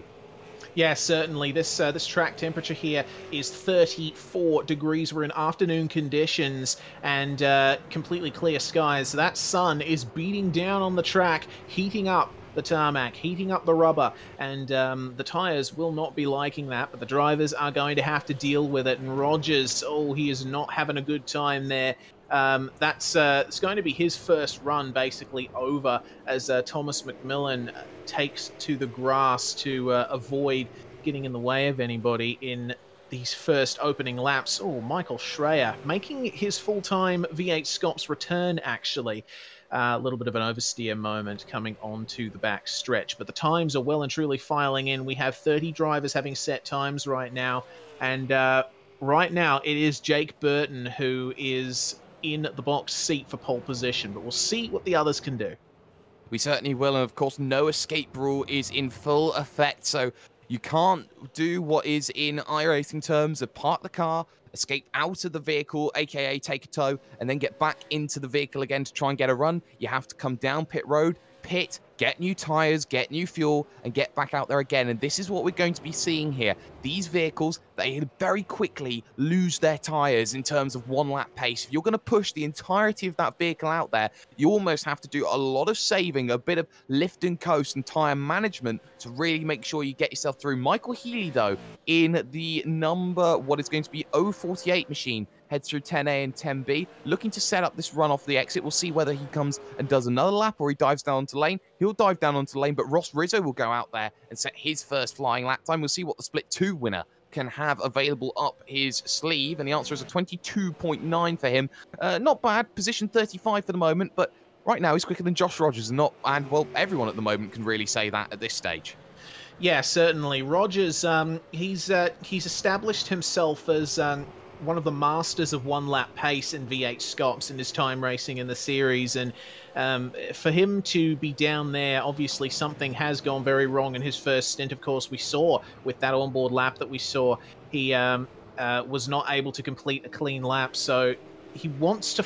This is what Rogers wants to do right now. He wants to find a clear space where he has a car that he won't necessarily catch up to in draft range of him. So he'll be able to get down that optimum lap time, get himself challenging for pole position. He's coming up to 10A and 10B.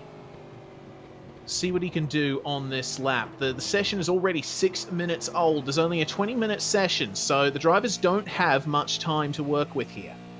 No, they don't, and that's going to be very crucial, and Josh Rogers knows that time is of the essence then. This is his lap. We'll go on board with him then for this one. Into turn number 1, then looking 160 kilometers an hour, 155 kilometers an hour, get back on the power. He's got a teammate in front of him now, Jake Maloney. He can use him as a bit of draft, and that's some very clever decisions there from the TTL boys. Get out the man just in front. A little bit of traffic there of Wayne Bork, who abandons to the club chicanes there to get through, and off in front goes Jake Maloney to give that gap back to Josh Rogers, so he has an element of attack. Emily Jones will be the driver in front, and she does not want to give Josh Rogers any sense of the draft at all. I think Josh Rogers knows that he wants to be in that 1 second window. Those who have draft have the ability to push on a little bit forward. The top 5, Burton, Philsell, Warren, Griggold, and Madison down. That's how things stand at the moment, but Josh Rogers is expected to get in and around that area. He was the closest challenger to Jared Philsell all season long, but did struggle last season and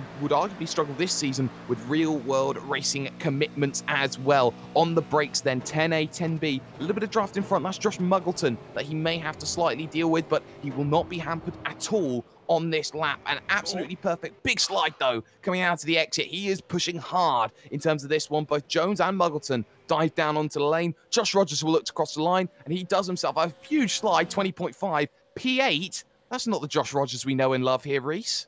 No, certainly not, and those slides would not have done him any favours at all, especially coming out of the chicane. You need to get that power down nicely out of there, otherwise it basically ruins your entire lap. His exit onto the back straight was compromised as well, but Ethan Warren we're looking at the moment, down in 23rd position. He's coming up to the end of a lap.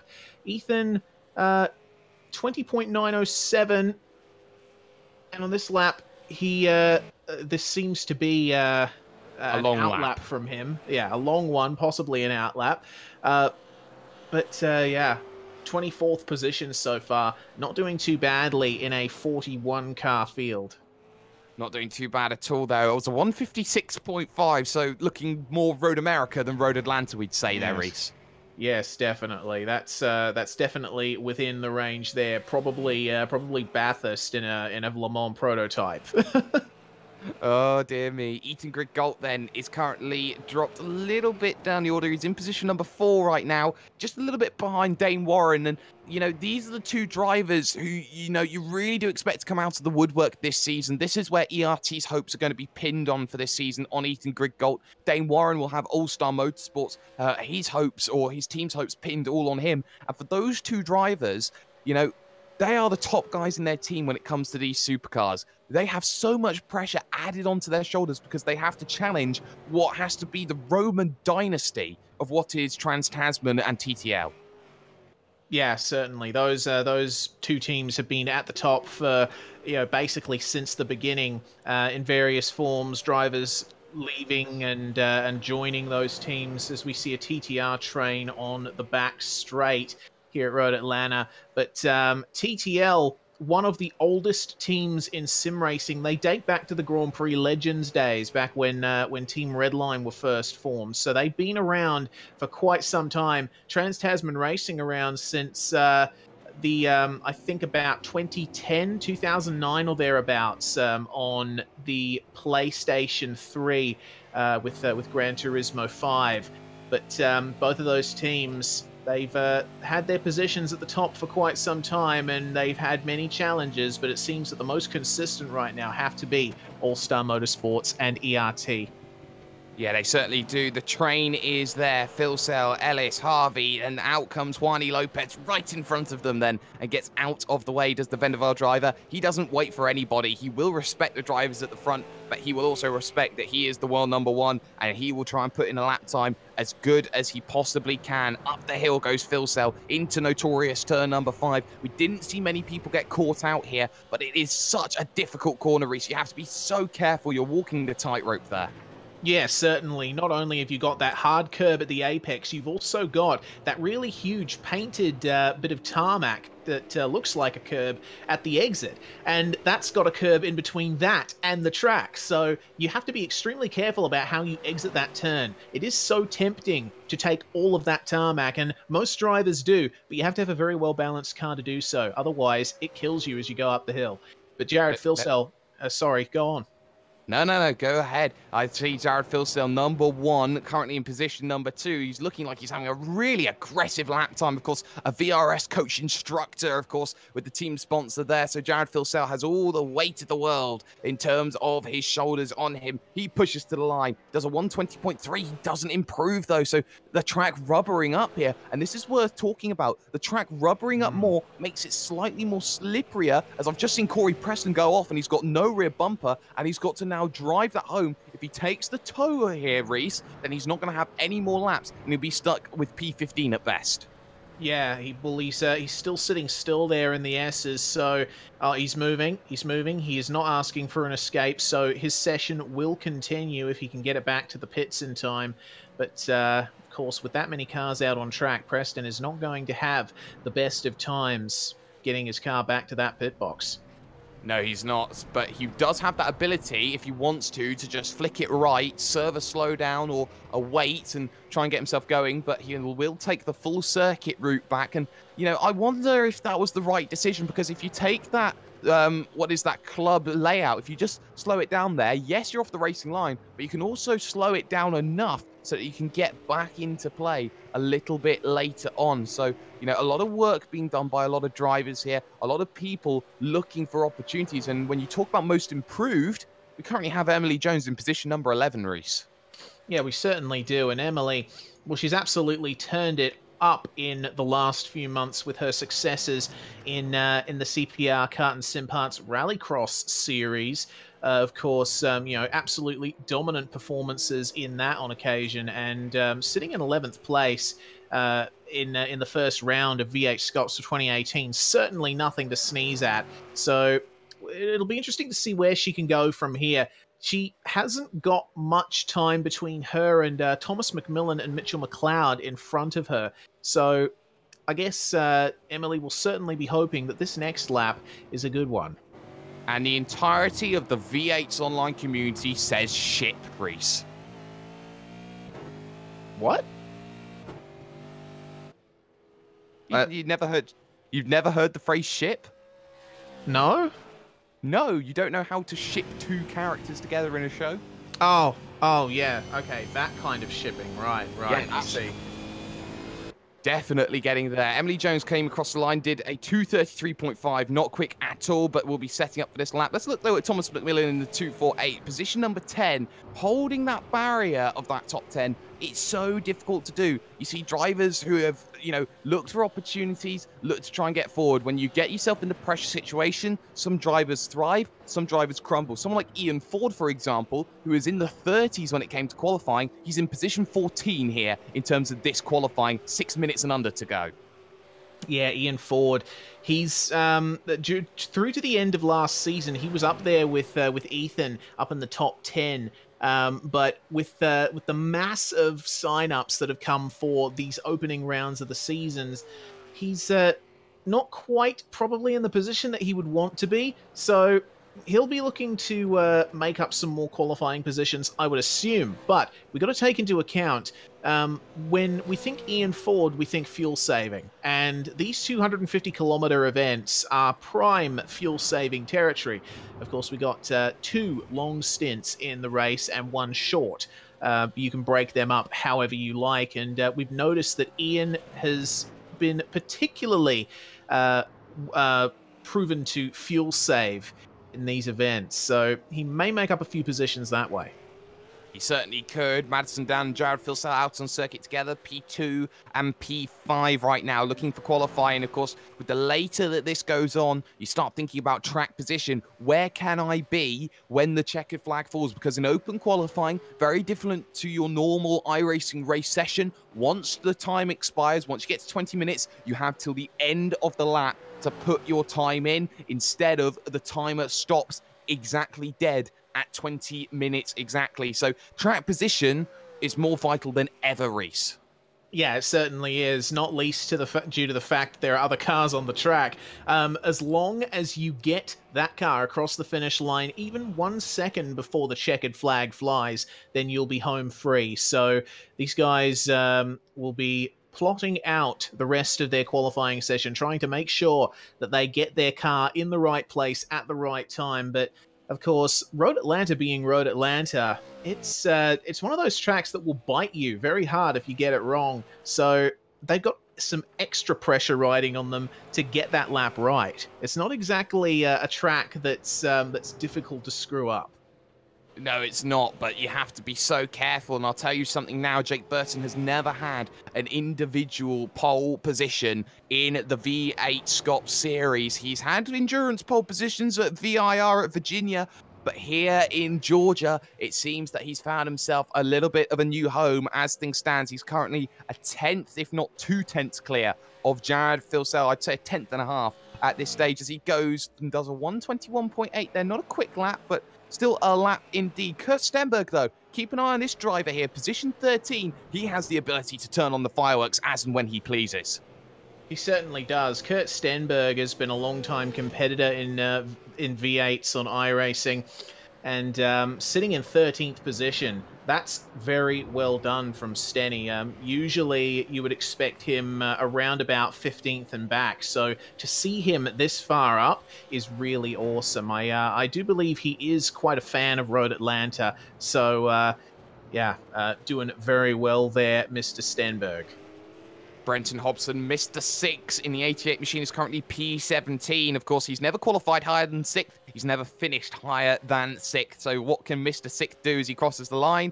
The answer is a 120.718. That's good. That jumps you 11th. up into the 6th row. Good time there from Brenton Hobson. Puts himself between the ship couple of McMillan and Jones. Yes, of course. But that is a good time there from Hobson. Only 7,000ths behind McMillan. So it would probably be in his best interest to try and get another lap in, but as you touched on before, Jake, the track rubbering up in these hot conditions is not going to do the times any favors. When the track is colder, having it more rubbered up is actually quite good because, you know, the rubber keeps things nice and grippy. But in hotter conditions like this, when you have the UV heating up the track, the rubber does the opposite. It gets a bit more molten. It gets a bit more slippery. The oils in the rubber come out to play and wreak havoc. So, oh dear, what's wrong? What's wrong? That's Jake Burton. That's Jake Burton stuck in the inside retaining wall at pit road. That's Jake Burton. No. If he can't get out, he has to request a tow. He's technically still on circuit, and technically his time will be done. And if he's stuck there and he's working so hard to get it through, then he will be done.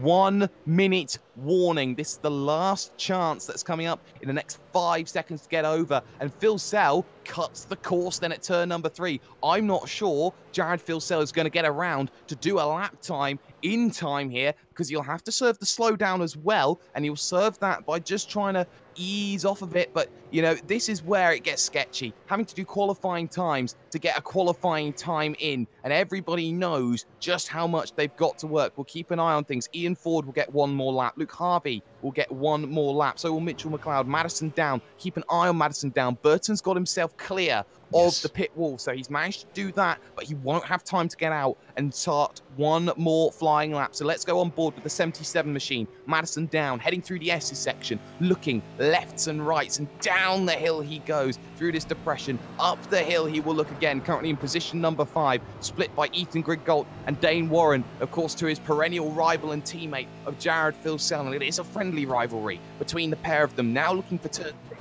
and turn 7. Josh Rogers gets another lap in as well, mind you, and he's up into position number 3.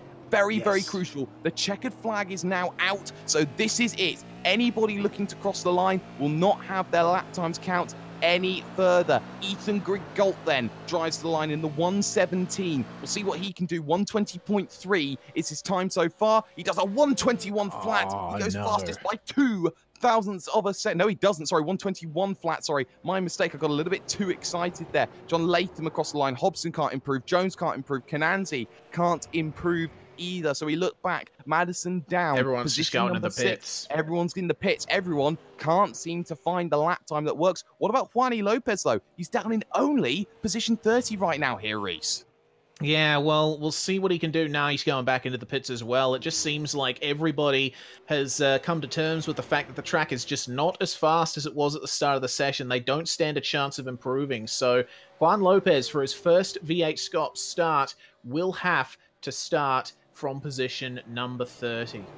We'll just wait on this because we've still got Josh Rogers, but he's going to dive down to lane. I'll call it in the books now. Qualifying is complete. Nobody can go quicker. The field will be as follows. Jake Burton then, he had a scare in qualifying, but he's safe. He's on pole position ahead. His first pole position, actually, ahead of the two-time champion, Jared Filsell. Josh Rogers will start on the second row with Dane Warren there. Ethan Griggolt will start from 5th with Madison down 6th. Richard Hampstead and Jake Maloney make row 4. Row 5, Mitchell McLeod and Thomas McMillan. Yes, and lining up in 11th place, Brenton Hobson, with Emily Jones and Lee Ellis right behind him. Curt Steinberg and Ian Ford rounding out the top 15. Corey Preston in 16th, with Muggleton in 17th place. New All-Star Motorsports signing Thomas Hinz lines up in 18th place, with David Moore lining up 19th. And Wayne Burke, once again for Synergy Sim Racing, rounding out the top 20. Glenn Potherwaite gets himself in the blackjack position, and it's double deuce, 2 ducks in a row from Michael Schreier. John Latham 23rd with Luke Harvey. Poor qualifying from him today, expected better. 23rd for him. Ethan Warren, Brady Myers there. Duran Nikora will start from position 27. Riley Blythe, Brett Cananzi, and there's the big shock, the world number 1, Juan Lopez. He's got a lot of work if he wants some spares from 30th. Yes, Mitchell Cialak lining up in 31st place, Matt Morris in 32nd, Matt Stratford 33rd, Michael Taliancic in 34th place, Ross Rizzo in 35th, our Split 2 winner, Jake Blackhall in 36th, Scott Zaslowski in 37th place, Craig Jones and Kyle Janes 38 and 39, Michael Healy rounding out the top 40, and Bo Cubis, the last car on the grid, in 41st position. We want to say hello to everyone tuning in on the Virtual Racing School Facebook page. We believe we've just gone live on there, so enjoy the show. You're watching the Georgia 250 presented by CPR Kart and Sim Parts. This is round 1, Jake Sperry of the V8 Supercar Online Premiere Series for 2018. Yeah, thank you very much, Jay Kennedy behind the booth. Hashtag do you mind, the observer of sim racing. Jake Sperry in the booth, of course, with the Southpaw racer, of course, of Reese Gardner. And 61 laps. It's going to be all about who gets himself the best start. It will be all behind Jake Burton, though, someone who has improved clearly as it's come over from the one season to the next. And here was a driver who was knocking on the door of victories, now looks pretty much set as contender for victories. And guess who we wait for on the front row? You guessed it, number 1, Jared Filsell. You don't want to start from pit road. They have 2 minutes to grid up, or they will start from said position. But that run to turn 1, we've seen 3 wide and 2 wide there off the start. We will be seeing a lot more potential. 2 minutes then expires. Engine notes now will start to rev up. Let's get the season underway. VRS, V8SCOPS. Go! And underway, everybody goes. Filsell gets a storming start from the front row, as Jake Burton doesn't have much that he can do to really argue against it, as Rogers blocks back for position number 3 around the outside. Tries as now Ethan Griggolt tries to go down the inside as well of Dane Warren as they go side by side. Filsell gets the whole shot and the jump, and it seems that Griggolt has nothing to fight back with. Madison down, a little bit of a rub with Richard Hampstead, and they hold it together. No, they don't. That's Madison down around. Oh no, Madison down around. Luke Harvey also went off at turn 1 as well. So, oh my goodness, this is a proper pile-up almost here. We've got a couple of cars involved. Caution. Yeah, that is definitely worth a caution. That is it. The caution is out on lap 1, VRS V8SCOPS. So who was involved in that? Madison down, Brett Cananzi, Riley Blythe, Lee Ellis, Michael Schreier, and Thomas McMillan. Wow, what a first few corners that was. And the issue with this circuit is the fact that it does block up very, very quickly. You saw the contact there, Down and Hampstead coming together. That was never going to be ideal. And the fact that they all came together there, and it was the fact that it was Dane Warren, I believe it was it not? No, I do believe it's McMillan going across the circuit there in the All-Star Motorsports machine. The track very quickly got blocked on the inside. Everybody didn't have the wherewithal to hit the brakes. And Juan Lopez also getting a little bit of a tap there from Riley Blythe. You know, a lot of drivers have got away with that, but the issue with that caution is, you know, a lot of nerves then on the opening start of the season. Everyone slows it back down again, and we'll get our chance to have another chance to go at it. Yep, certainly. And a standing start here at Road Atlanta is quite the spectacle because not only do you have the usual chaos that comes with a standing start, from the midfield back, they're actually starting on the downhill run to the final turn. So that puts more than a few spanners in the works. And oh my goodness, I think I just heard Madison Down's engine pop. Yeah, it's gone. His engine's gone. Madison Down out.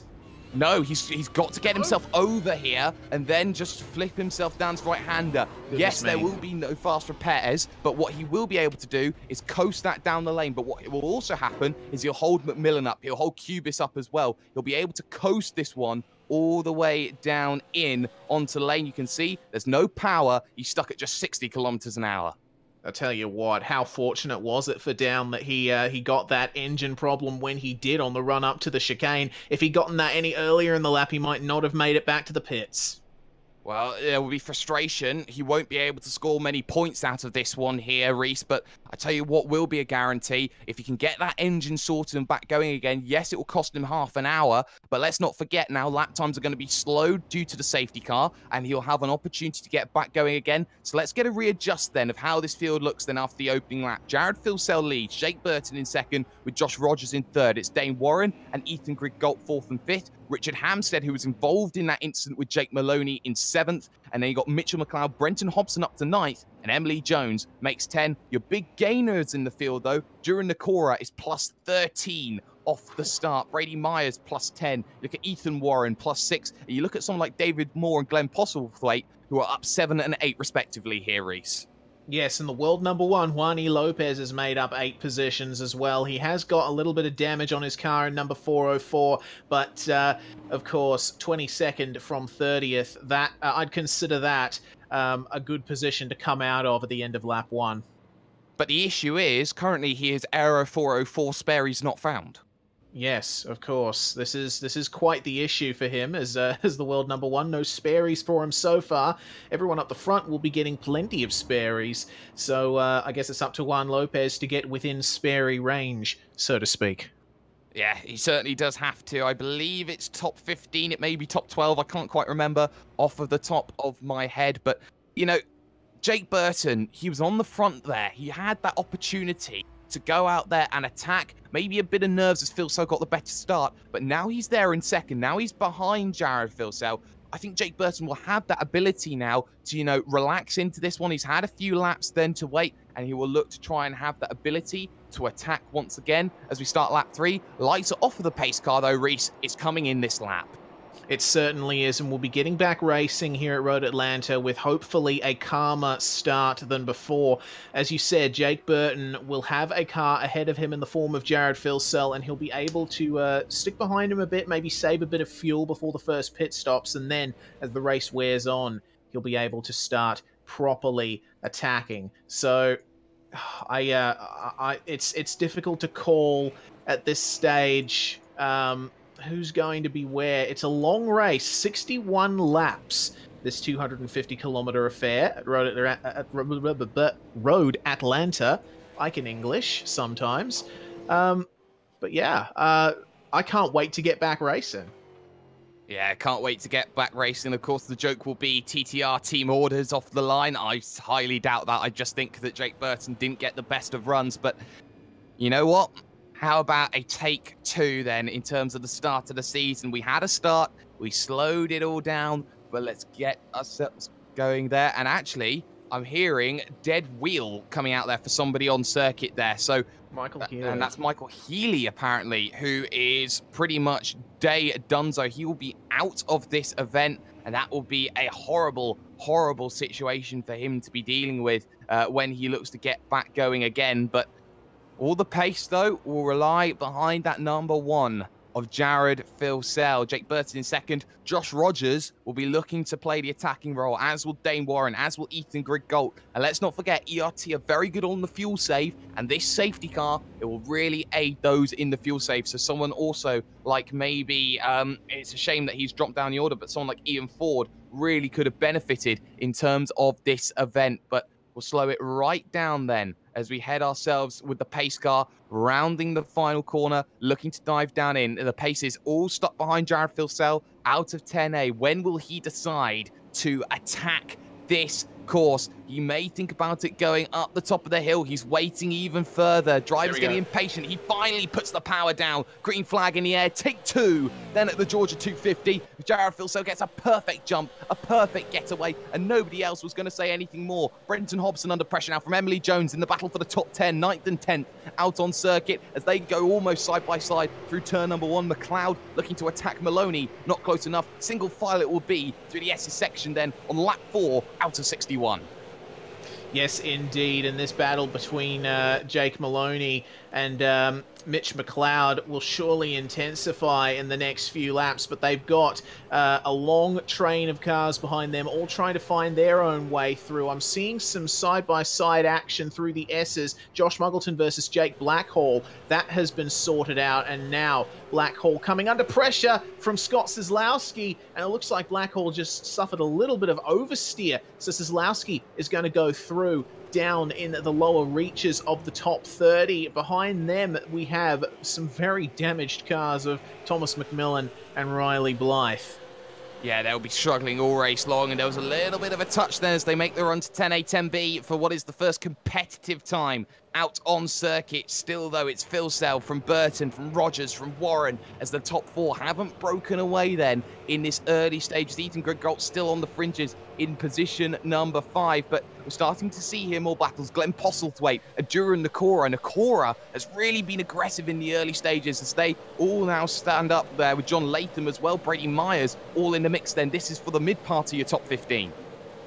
Indeed it is, and these guys have a look at that. It's like tin can sardines up here, with these guys all trying to find their own little piece of track as they get back racing again. Of course, Glenn Postlethwaite, a tiny bit of oversteer through turn 4, and the race was neutralized after only a lap or so of running under the safety car, but now the real hard slog begins as we look at second place. Jake Burton, he's starting to fall back from Jared Filsell and hold up Rogers here. And it looks like this is giving Dane Warren and Ethan Griggolt a good sniff at a possible podium position.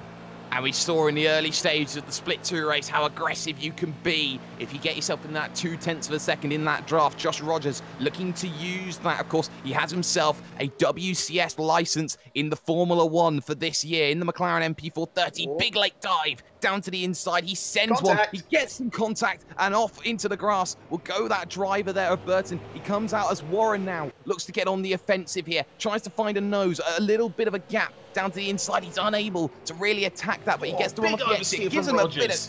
Yeah, and definitely gets a chrome horn as well. Let's go almost 3 wide here. No, there's more contact. Rear contact. Wow, how about look at that? He just about managed to hold that there, and that was Ethan Griggold trying to go down the inside. Warren with second bits of contact, and now Jake Burton back in, side by side, door to door. And guess what? He returns the favour. Yeah, there we go. A little bit of touch there on Dane Warren, and wow. Now Warren is going to lose a spot to Jake Maloney, and he'll be in the middle of the sardine can with McLeod, Hobson, Jones, Stenberg, and more behind him. And all of this has given Jared Filsell the gap that he has wanted and needed. It's around 2 seconds at this stage, if not 3 seconds right now. And Josh Rogers and Ethan Griggolt will have a lot of work to do to catch back up to Jared Filsell at the front. But being in the middle of this train is never going to be ideal, which stretches all the way back to David Moore on the fringes in position number 12. And yes, you said the sardine can, but now it's going to be about who do you attack and how do you attack right now, because you're going to see here, drivers will get the toe off of each other. They'll struggle to try and make this move. No real sense of a look then from Hobson on McLeod et al. And this is what you're going to be seeing here. Drivers looking for opportunities. Still, though, we have that battle behind Nakoria versus Postlethwaite. And also, you've got the likes of John Latham waiting and Brady Myers trying to get into the mix here, who's already plus 10. Yes, indeed. Hearing something about Ethan Warren at the moment. I can see him there. He's got quite a bit of damage, so something's happened to him at the chicane. It looks like he's made contact with Lopez.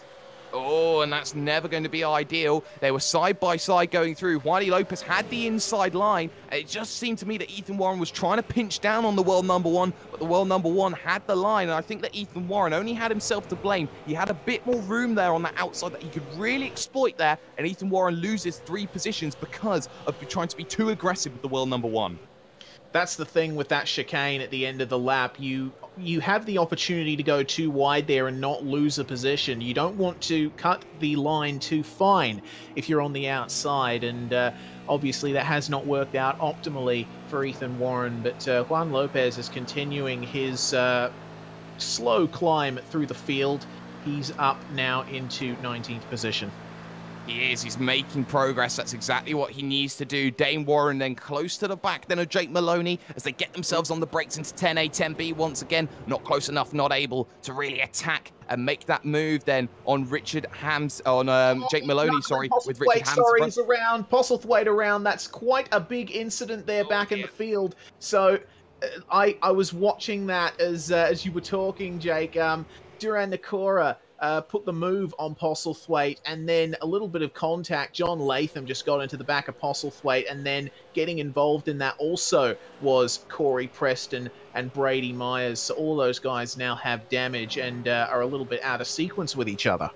Yeah, and Brady Myers has no rear wing on what is my view of things, so he's got to be incredibly careful. That was all because Duran Nakora really did check up and stop, and that was going to be what was going to bottleneck the field. The concertina effect coming into play. Now you're going to see Corey Preston get on the offensive, a driver who had a big off in qualifying and had to really tiptoe around to get back. Brady Myers now becomes the man under pressure, and he will be really struggling, especially with the damage that he has on him.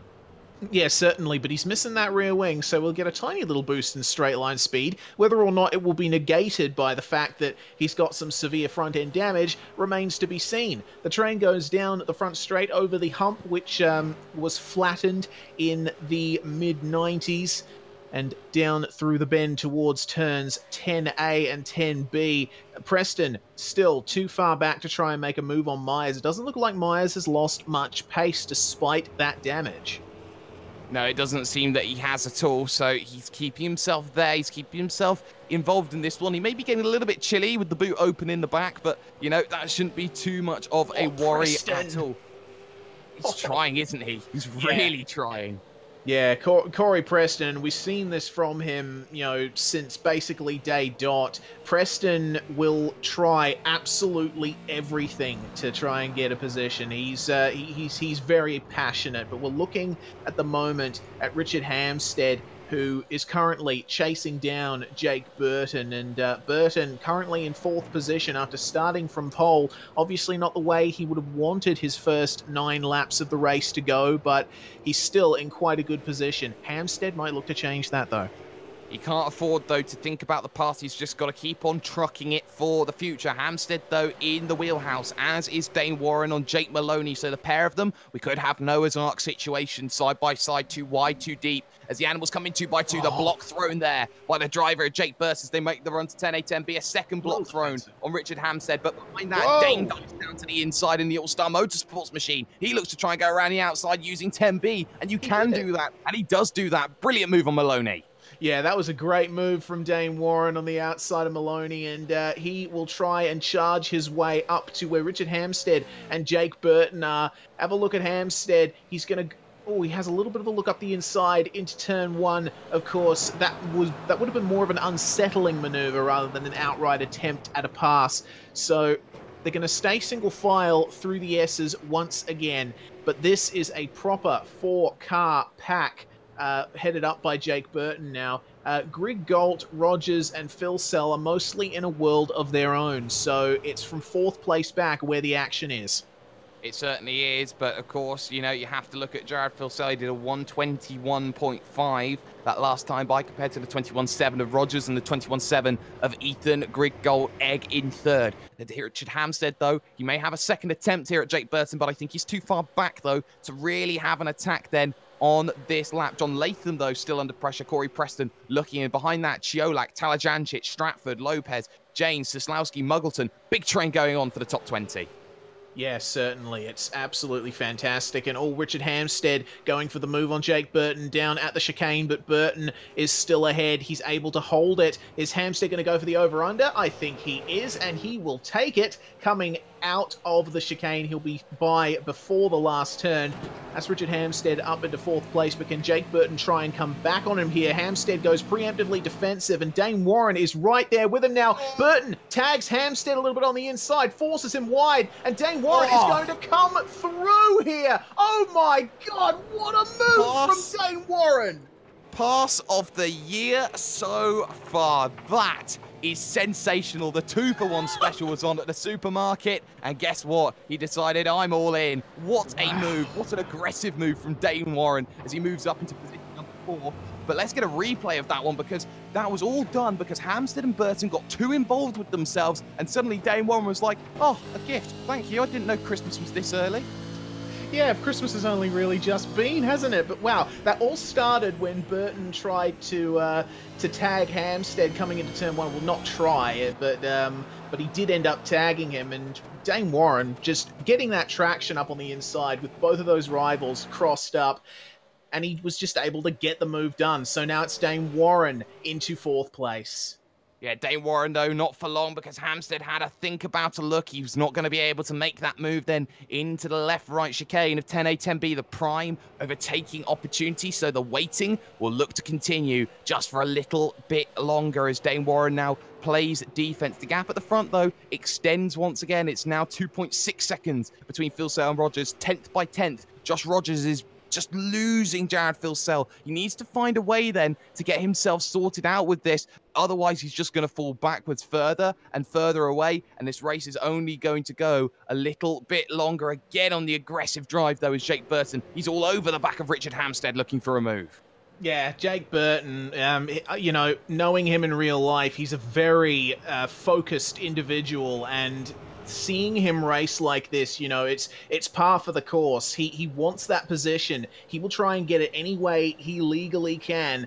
And this battle is only just starting, I feel. Like, we've already seen some fantastic action, but we're only on lap 12 of 61, remember? It feels like we've had enough action for a regular V8 SCOPS race in only the first 12 laps here. Yeah, we certainly had Michael Talajancic then trying to attack Corey Preston as Preston's fallen off the back of Chiolak and Myers. So it seems that Corey Preston's going one way, and that is backwards then. Matt Stratford will look to try and make the move in the 4C1 just behind. Juan Lopez trying to claw on in 19th position overall. Here comes Stratford then, looking down to the inside on Talajancic, and Talajancic, who was looking to attack, suddenly can't even defend at this stage. He loses a position where he wanted to gain. Yeah, Talyancic there was basically, you know, there wasn't much of a way he could possibly defend at that stage. I get the feeling he's just playing the long game here. If I lose a position here or there, fine. You know, I can always try and get it back through the pit stops. And, of course, seeing the attrition in Split 2, I'm sure Mr. Talyancic is expecting more of the same to happen in Split 1, but we'll see. Response from Josh Rogers. He brings the gap down to 2.5 seconds. Then he found a 10th on that last lap with a 21.6 was what he last found. They're starting to drop Ethan Griggolt, but let's not forget, Griggolt will be playing the fuel game from now on in. His lap times will be slightly slower, but he'll be able to go longer on the tank, save more time when it comes to the stop. Yeah, certainly, and that's what counts in these races. We have 2 pit stops to work with in these 250-kilometer events. They always turn it up in terms of the strategy game, and the finishes are almost always some of the most interesting that we see of the season. We've got some really awesome formats here in the Virtual Racing School V8 Supercar Online Premier Series. Of course, we've got the 250-kilometer race format, which is what you're seeing now. We also have super sprints and reverse sprints. Super sprints, essentially the 2-race format with, you know, a bunch of other interesting rules thrown in to make stuff exciting. But then we also have the Enduro Cup towards the end of the year. That is going to be fantastic as well. Good old-fashioned endurance racing. But right now, this 250K format is where it's at. And the pit window will surely be opening very soon. Racing incidents for Luke Harvey versus Ethan Warren on lap 1, Madison Down versus Richard Hampstead on lap 1, and Dane Warren versus Jake Burton on lap 7. It will be an after-the-race look in the incident between Jake Burton and Josh Rogers, and it's a drive-through penalty for John Latham in his incident with Glenn Postlethwaite, sorry, as I can't seem to say that word properly. But that's going to be a disaster then. In terms of that one, having to serve a drive-through penalty early in this race. Yes, you have time to get it back, but it does cost you in terms of your overall strategy in the long run. Burton under pressure, though. Jake Maloney is close. Yes, indeed. And not only is it costly in terms of your strategy, it's costly in terms of your morale as well. If you have to make a tour through the pits, then you have to have great mental fortitude to be able to push through that and try and bring home a good result regardless. Jake Burton will have to employ a bit of mental fortitude to try and fight against Maloney here, as we are taking a look at Corey Preston once again, who is...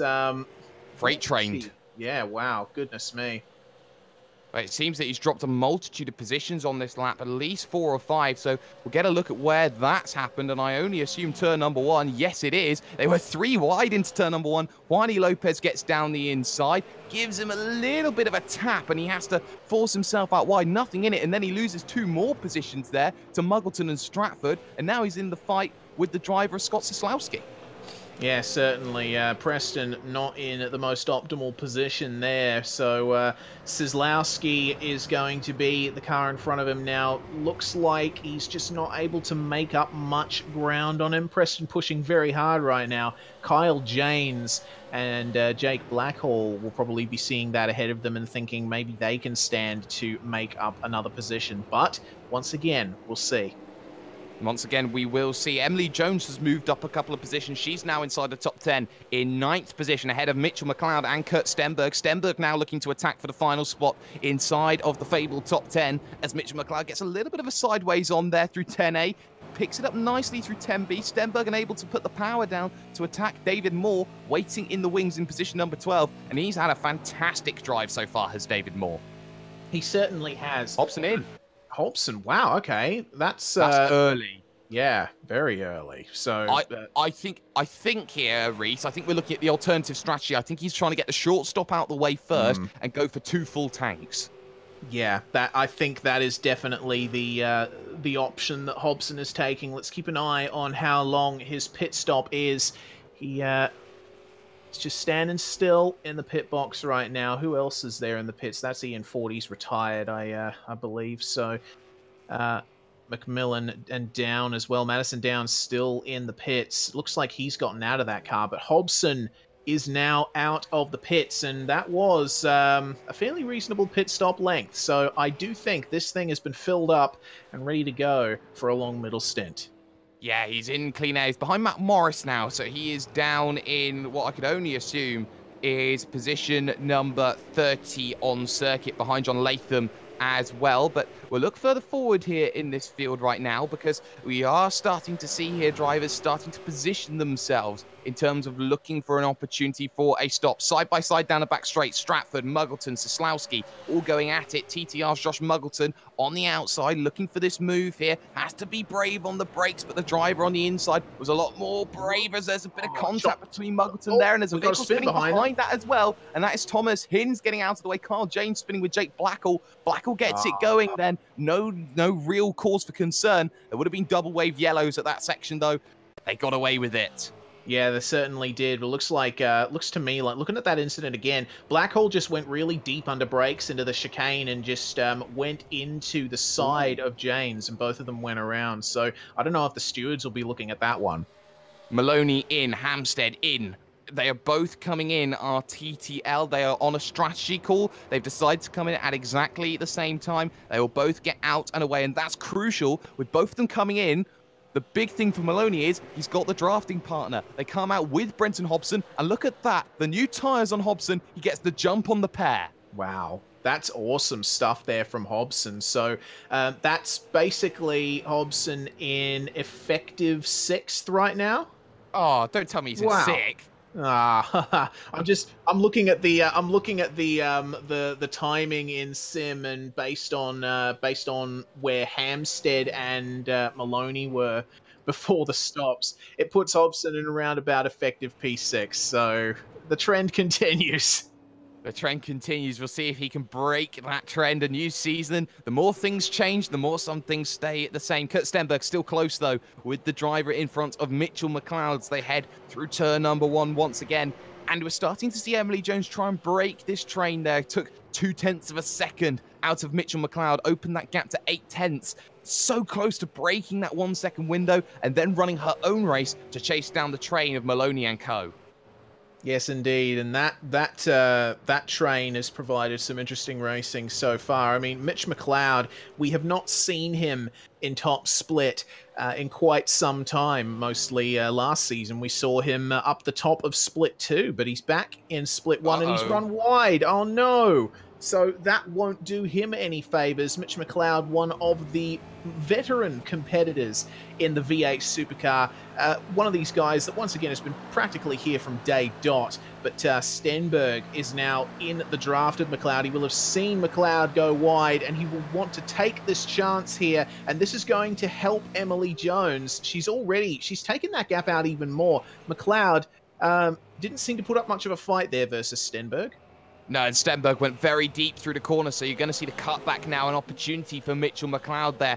That was pretty much very good driving, I think, there from Mitchell McLeod. Sacrificed the corners there as Jake Burton dives down onto the lane for his stop. Doesn't really make too much happen there. Steinberg holds the position then, and that will be Mitchell McLeod one behind. But Jake Burton, we'll see where he comes out now. He was in that scrap, remember, with the likes of, say, Brenton Hobson, Richard Hampstead, and those drivers are now heading side by side. Hobson versus Hampstead. Hampstead down to the inside then. Crucial bit of contact door to door, but that's going to be Hampstead. Not much harm or foul, taking the position, and now it's a TTL sandwich. Yep, certainly, and Hobson is the Synergy Sim Racing filling. Have a look at how much Maloney gains in the final corner. A little bit of oversteer from Mr. Maloney there. So now Hobson with orange in front of him and orange in his mirrors. And Burton is now behind them. He's just come out of the pits behind him. So question is, will Jake Burton be able to catch up to these guys? He's a fair way behind, but he will have those fresh tyres. And we know that the fresh tyres can have anywhere upwards of a second's advantage, especially with the 2-3 laps that he's spent. He can definitely get 0.5 of a second, if not a bit more. So Maloney, Hobson, and Hampstead, they'll be using their tyres. They've got Matt Morris in front, who is lap traffic, so that'll be something they have to deal with. The gap at the front, though, extends for Jared Filsell. It's now 4.2 seconds, and in the last couple of laps or so, Josh Rogers has dropped maybe half a second a lap every single lap. Yeah, Filsell. This is the same story that we've seen from Filsell for most of last season, actually, showing why he is the current reigning champion. He gets out in the lead, and he just doesn't let up. He just keeps putting in those excellent lap times and stringing the gap out ever further. Rogers was able to do that a few times in past seasons, but right now, it's advantage Filsell. Emily Jones down on the lane in the 68 Trans-Tasman Racing Machine. So no real other takers. Craig Jones. So all the Joneses decide they want to come in. Ethan Warren dives down onto the lane as well. No real abilities lost. Nothing really going. Out and away then goes the driver of Emily Jones and is out in what should have been relative clean air, but Jake Blackall there will come alongside, and I do have note that Jake Blackall does have a drive-through penalty for the incident that he had earlier on. Yeah, so he's already served that there, so that's that basically sorted. Luke Harvey braked to let Rogers. Jones back by as Rogers, yes, indeed, comes in. So we're seeing the field shuffle around. The field will be cleansed very, very soon, though. Yeah, it certainly will be. Battle going on, though, for position 2 on road. Dane Warren has caught the egg, Ethan Grigg Gulf. So that's going to mean that Dane has got to be an all-star at this stage, to quote a bit of Smash Mouth. He's got to find a way to find that way through. And if all his glitter is gold right now here, Reese, you have to say he's got to be hoping for that opportunity and knowing where to attack it. Yeah, it's a cool place. They say it gets colder, but it's very hot in that cockpit right now, I'm fairly sure. Oh, it certainly is. And well, you now know that Dane Warren wants to be the attacker, the aggressor here. I'm not sure Ethan Griggold is going to really sit and wait here in terms of this one, because I think Ethan Griggold knows he's on the strategy game. He'll let Dane Warren through because he's the quicker driver, but in the long game, he'll be able to bring that back on the strategy call in the long run. And if you're Jared Filsell, you probably pit around about now, surely, because you've seen your rival come in. You'll have the advantage on the undercut. You want to just try and stave off as much of a loss as possible. Yeah, well, we'll see what... Nah, Filsell avoids the pits this time around, but we should expect him in the next couple of laps, surely. Well, that certainly is something to keep in mind. The egg dives in and releases the driver of what is going to be Dane Warren as he looks to attack away. McLeod and Moore still in this scrap together, and they have this worry then that Curt Steinberg is going to be breaking away as he came down for the pits last time by. So, you know, we are starting to see these drivers starting to try and work and break away. And also, look at where Josh Rogers came out with Richard Hampstead, so lost a lot of time when it came to the lane, as Rogers now will get through his teammate then down on the inside. But Rogers, I think, put a full tank of fuel in that vehicle. He put a fuel tank of fuel, hello. And I think he knows that he wants to start attacking here this next half of the race, because he knows that he didn't put a full tank in. Yeah, certainly, and a big oversteer moment for Rogers coming out of the final turn. It'll be up to him now to just hold station here ahead of Richard Hampstead and try and make some kind of inroad into Jared Filsell. I don't know if he'll be able to do it. Filsell, I'm having a look at him. Let's see if he decides to pit this time around. Negotiating turn 10B. And then through the kink, will he stay right? Yes, he will. So that's your race leader into the pits now. We'll see where he comes out relative to Rogers if he decides to go for the long or the short fill.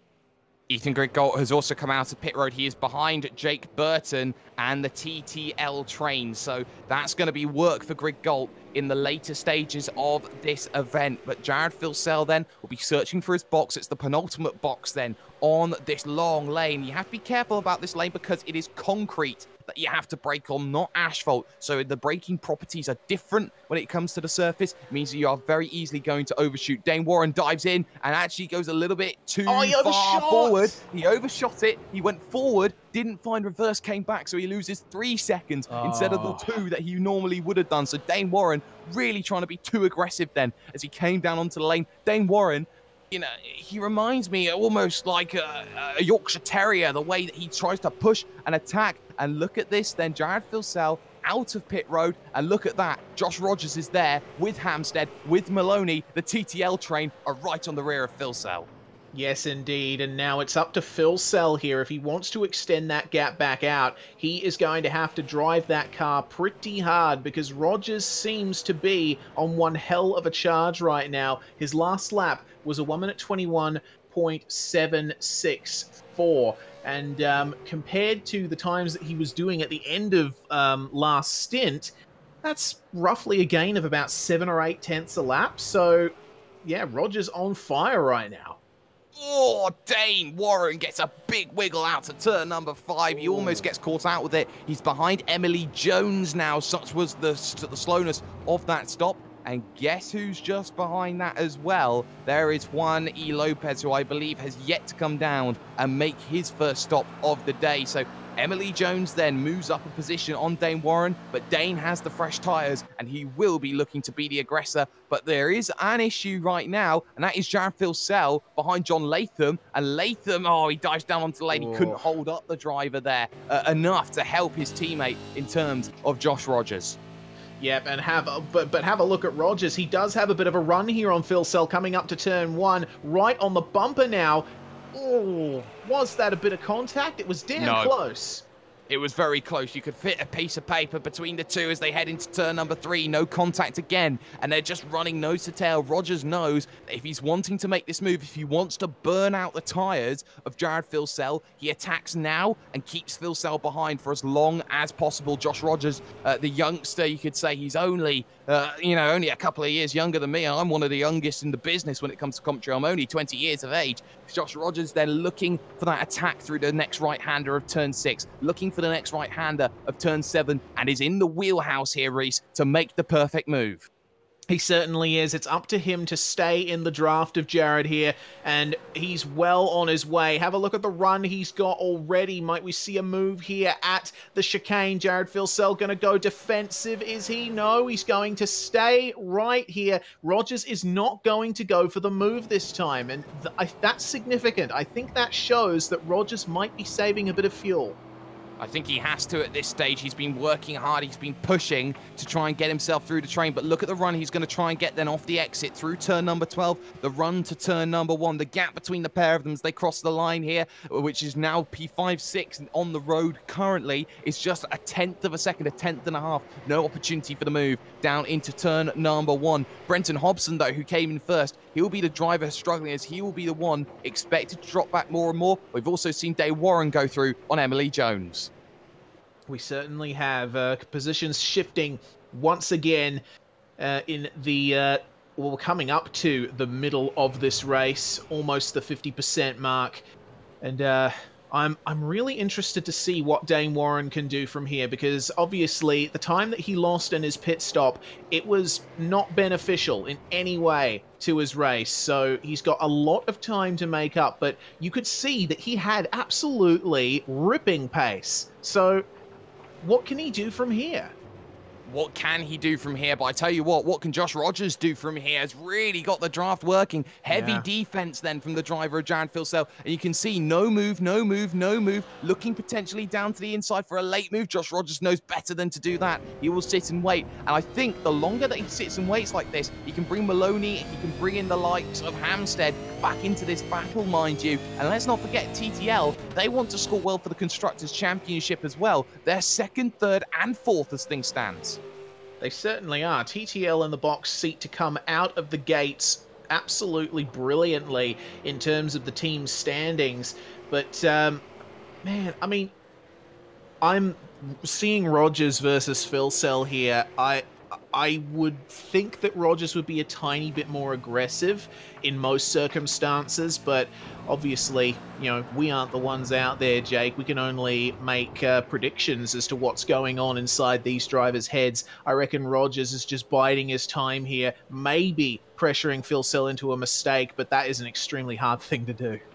I don't know many people who can pressure Jared Filsell into a mistake, and that is speaking from very good experience. Right tucked up underneath goes Josh Rogers, and I think he's had the ability to really have this attack, and it's not worked out in the favor of Josh Rogers for a little while. But here on lap 26, he may have this chance now to think about making this move. Tucked right underneath that back bumper, and he's lifting out of it, deliberately lifting out of it to try and save that bit of fuel. Josh Rogers is able, with older tyres, to run the same pace as Jared Filsell, and that's going to be a scary fact, because if he's saving fuel, he'll have less for the last stop. He'll be able to try and work the jump heading in terms of the final stint of this event. And for Josh Rogers, that is desperation in terms of what he needs to be doing in terms of moving forward.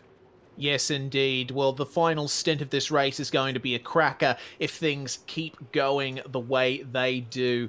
Looking further on down the field, I'm looking at Jake Burton versus Ethan Griggolt at the moment. These guys currently involved in a fight of their own for the final couple of positions in the top 10 as they stand. Of course, that is on track, not adjusted. Ethan, very aggressive over the curb in turn 5. Yeah, very aggressive indeed, and he's somehow down in 10th position on the road. Of course, 3 drivers have yet to come down in and serve the stop. Scott Seslowski, Glenn Postlethwaite, and Ross Rizzo. They are going full tank for this opening stint, and they have gone, get this, 27 laps on a stint of fuel alone. They've almost gone halfway. That's incredible mileage, isn't it? Just fantastic stuff from those guys. So it looks like Seslowski and Rizzo pitted under the safety car for fuel, so that was a good call from them. That's really helped them out. It has, because it gives them an extra couple of laps. It was a free pit stop indeed as Postlethwaite dives down onto the lane. Does Seslowski follow? The answer to that one for now, I'm going to say is no, but Ross Rizzo staying out there as well. So Scott Seslowski still leading this one, then Filsell in this scrap with Josh Rogers. And get this, Juan Lopez right now is currently net P11 on the road. That is an incredible jump there from Juan Lopez. Might he start pressuring for top 10 positions? We don't know at this stage, but it seems very likely with the way he's been climbing up in this race so far. And that's just talent for you. It doesn't matter what vehicle you're in. Talent is permanent. And of course, ability, well, it's always going to be class. Phil Sell and Rogers then still together, still working together. And I wonder how much Hampstead can stay on this one with Maloney. They've dropped back a little bit. The gap now 1.4 seconds between Hampstead and Rogers. And that's only going to increase the longer this goes on. Yes, 100%. Or Rogers didn't get as good of an exit that time down the back straight, but I think that's almost the optimum distance for him. He's not too close to Phil Sell. He still needs to be able to see the track around him and get those lines right. And if he's right on Phil Sell's bumper all the time, then obviously that becomes a bit harder for him. In comes Scott Soslowski then from the race lead. In comes Ross Rizzo from second position. They've gone 28 laps then. And this is their second stop, of course, including that stop for fuel on the opening laps of this event with the safety car that we've had. Josh Rogers versus Jared Phil Sell now becomes the lead. Third position right now, Richard Hampstead. Jake Maloney will be in fourth. Brenton Hobson, he is breaking the curse right now. He's in fifth position as things stands. Burton versus Galt, though, sixth versus seventh. And both of them have to be careful because there's a certain Dane Warren who's closing in at 2/10 a lap right now. Yeah, Dane Warren once again on the charge, making up for that poor first pit stop. Will he be able to catch up to these guys? I don't think he'll be able to do it by the next pit stop, but depending on how these guys' strategies work out, he may be able to get up into that fight with them, get a couple of extra positions. Maybe he can. Josh Rogers again, though, very close to Jared Phil Sell, but Phil Sell able to stretch his legs a little bit on this lap. And I think that the tyre advantage between the pair of them, it is a couple of laps in Phil Sell's favour, but all of that right now, Reese, you have to say, is being negated by the effects of the draft. Yeah, certainly. That is that's certainly quite the interesting situation arising at the moment. Have a look at Jared just taking a bit of extra curb on the exit with Rogers, more of a straight line through that kink. They come around to start lap 30. We're just under the 50% mark here. Jared Phil Sell and Josh Rogers regain the top two positions. As we take a look once again at Jake Burton and Ethan Griggold, have a look at how close these guys are now. Ethan just gaining millimeter by millimeter on Burton, and as they negotiate the S's, I want to point out in the broadcast chat, it's been pointed out that Lopez spent 5 seconds less stationary at the first pit stop. So short, Phil. Yeah, that undoubtedly. A short fill there from Juan Lopez. He will be longer when it comes to that next stop, but he's got a 5-second gap to Michael Talajančić in position number 11, with Curt Steinberg just behind them two, having their own little bit of a fisticuffs moment then, as Ethan Griggold again, nice to tuck in underneath the ERT Evolution Racing Team driver against the Trans-Tasman machine of Jake Burton, who started on pole position and has had a crazy opening start to his event. So here comes Griggold. He may be thinking about playing the fuel save mode still at this stage, but you can see he's closing. He wants to attack this. Look at that Goes draft down to the inside. He just about manages it. Ethan Griggold, the egg is rolling. It certainly is, and it hasn't cracked just yet. Oh, have a look at the oversteer, though, on the exit of the chicane. Burton, once he's been passed, he has a tendency to try and get back on people, but he hasn't been able to do that this time around. Ethan Griggold will assume position number 6, and that'll be the end of that for now. Dane Warren still creeping up behind these guys, just slightly. Yeah, slowly but surely. That's all that's needed to be. Juan Lopez, though, has caught Emily Jones out on circuit. And now the world number 1 against the world's first lady of sim racing. That's a good battle that we need to be seeing right now. So Juan Lopez getting on the aggression now, looking for that number 9 position away from the TTR machine. And Emily Jones right now, well, this is a test of her mettle. She's got to keep the world number 1 behind. That's it, and it's one hell of a pressure to be had on your shoulders. And have a look at how much Juan Lopez gained under brakes in those last couple of corners. But of course, Jones has a little bit of extra traction out of the corner bit more of a slow and fast out sort of driving style, which is what is most beneficial in these V8 supercars. And Lopez not close enough to try and make a move on Jones just yet. He is gaining slightly in the braking zone. Have a look. He's just taking so much more curb. He would have gotten an off track out of that, actually, would have Lopez. But, you know, he's no stranger to pushing the limits, obviously. No, he's certainly no stranger to pushing the limits, and we've seen how quick he's been in series like the Sports Car Open, the likes of Blancpain. He's been very quick in. We've seen him do very well in the Neo Endurance Series, and of course in the iRacing World Tours as well. He was perennially known for being quick at both Daytona and at Bathurst as well. So Emily Jones still under pressure then. Juan Lopez just searching for that move, but right now I think that the move is only going to be just that, a search, as Josh Rogers again tucked underneath Jared Filsell, still tucked up underneath. And if this is the strategy game from Josh Rogers, this is a lot of maturity on young shoulders. And let's not forget, Josh Rogers probably has the next 20 years of his career to go and make a legacy for himself. Yeah, he certainly does. I mean, Rogers, yeah, as you said, a very young guy, but he's made a name for himself in karting in real life and also in sim racing with his various ventures in the last 6 months, getting into the World Championship Grand Prix Series and, of course, his exploits in the V8 Supercar Online Premier Series. He's done quite a bit of racing here, has Rogers. He knows how these cars work. He knows how the races work. He knows how the strategies work. He's playing it extremely well right now. Oh, he certainly is, as Ethan Grigol looks to try and pull away from Jake Burton, takes a few more, few little bits of attempt as Riley Blythe comes out of pit road, the number 67 machine. He looks to get out and away, but he is laps down now as he'll have to let through Dane Warren on the inside. Does so. No harm, no foul at this stage. We'll look a little bit further back then because Josh Muggleton has dropped back a little bit. He's in this battle with David Moore. He's brought himself up into this middle sort of pack for the top 15, and now Mitchell McLeod will have the opportunity to break away. Yes, he certainly will. I was talking earlier about how Mitch McLeod was one of the veterans of V8 supercar racing on this sim. Muggleton is another one as well, and Muggo's had some very productive real-life racing exploits as well as a result of his status as a GT Academy finalist. And these guys both very skilled wheel turners. But Muggleton currently not able to make too much of an inroad on McLeod, and Moore is really enjoying this right now.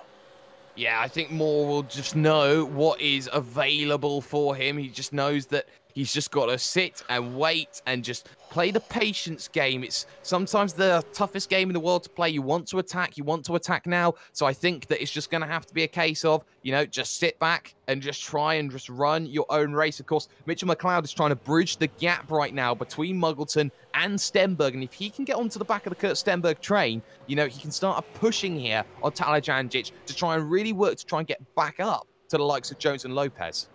Yes, but we're hearing that Brenton Hobson now is catching up to the TTL crew, Maloney and Hampstead. So he's extremely close to them right now in a relative sense. So actually, Hobson is in 5th. That's I told you Hobson was in 5th. All right. Yes, of course. My brain is not at working 100% right now, but still, Hobson in 5th place and chasing down these TTL drivers. Let's have a look at lap times. Yeah, Hobson, a 22.1 versus a 22.5 for Maloney and a 22.4 for Hampstead. So he's definitely got the measure of them at the moment.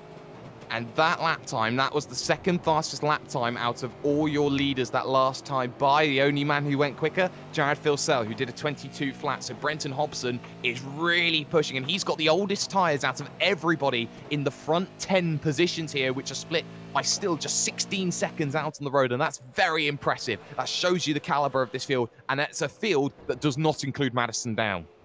Yes, certainly. Oh, Moore, we're hearing. So, they hit each other, Muggleton and Moore. So, oh dear, that is not good at all. And Moore was the one who paid the price for that one, I think, there. So Moore will have a lot less to work with. Yes, that's very unfortunate for those guys, but the show is going to go on. Going back to your point earlier, Jake, the absence of Madison Down is, well, you know, I mean, there's been enough action right now that his absence from the top of the field, at least, he's actually back out on track right now as Madison. So he'll be wanting to pick up a few points, but he's got quite the battle if he wants to gain any positions. Well, he's got 13 laps to find, and I'm no scientist, but I think that 13 laps, he'll need some retirements if he wants that to happen in his favour. The leading two still close together, no real opportunities, but Brenton Hobson, he's just sitting on the back of the TTL train right now. He doesn't have to be the aggressor. Remember, he came down early. He got the tyres early. He'll be the first one to come down, I would assume, in the next couple of laps or so, I would think right now here, Reese, to try and once again work the undercut. That's exactly right. If he's done it at the start, he'll do it at the last pit stop. Maybe get a jump on Hampstead and Maloney. So, negotiating the S's.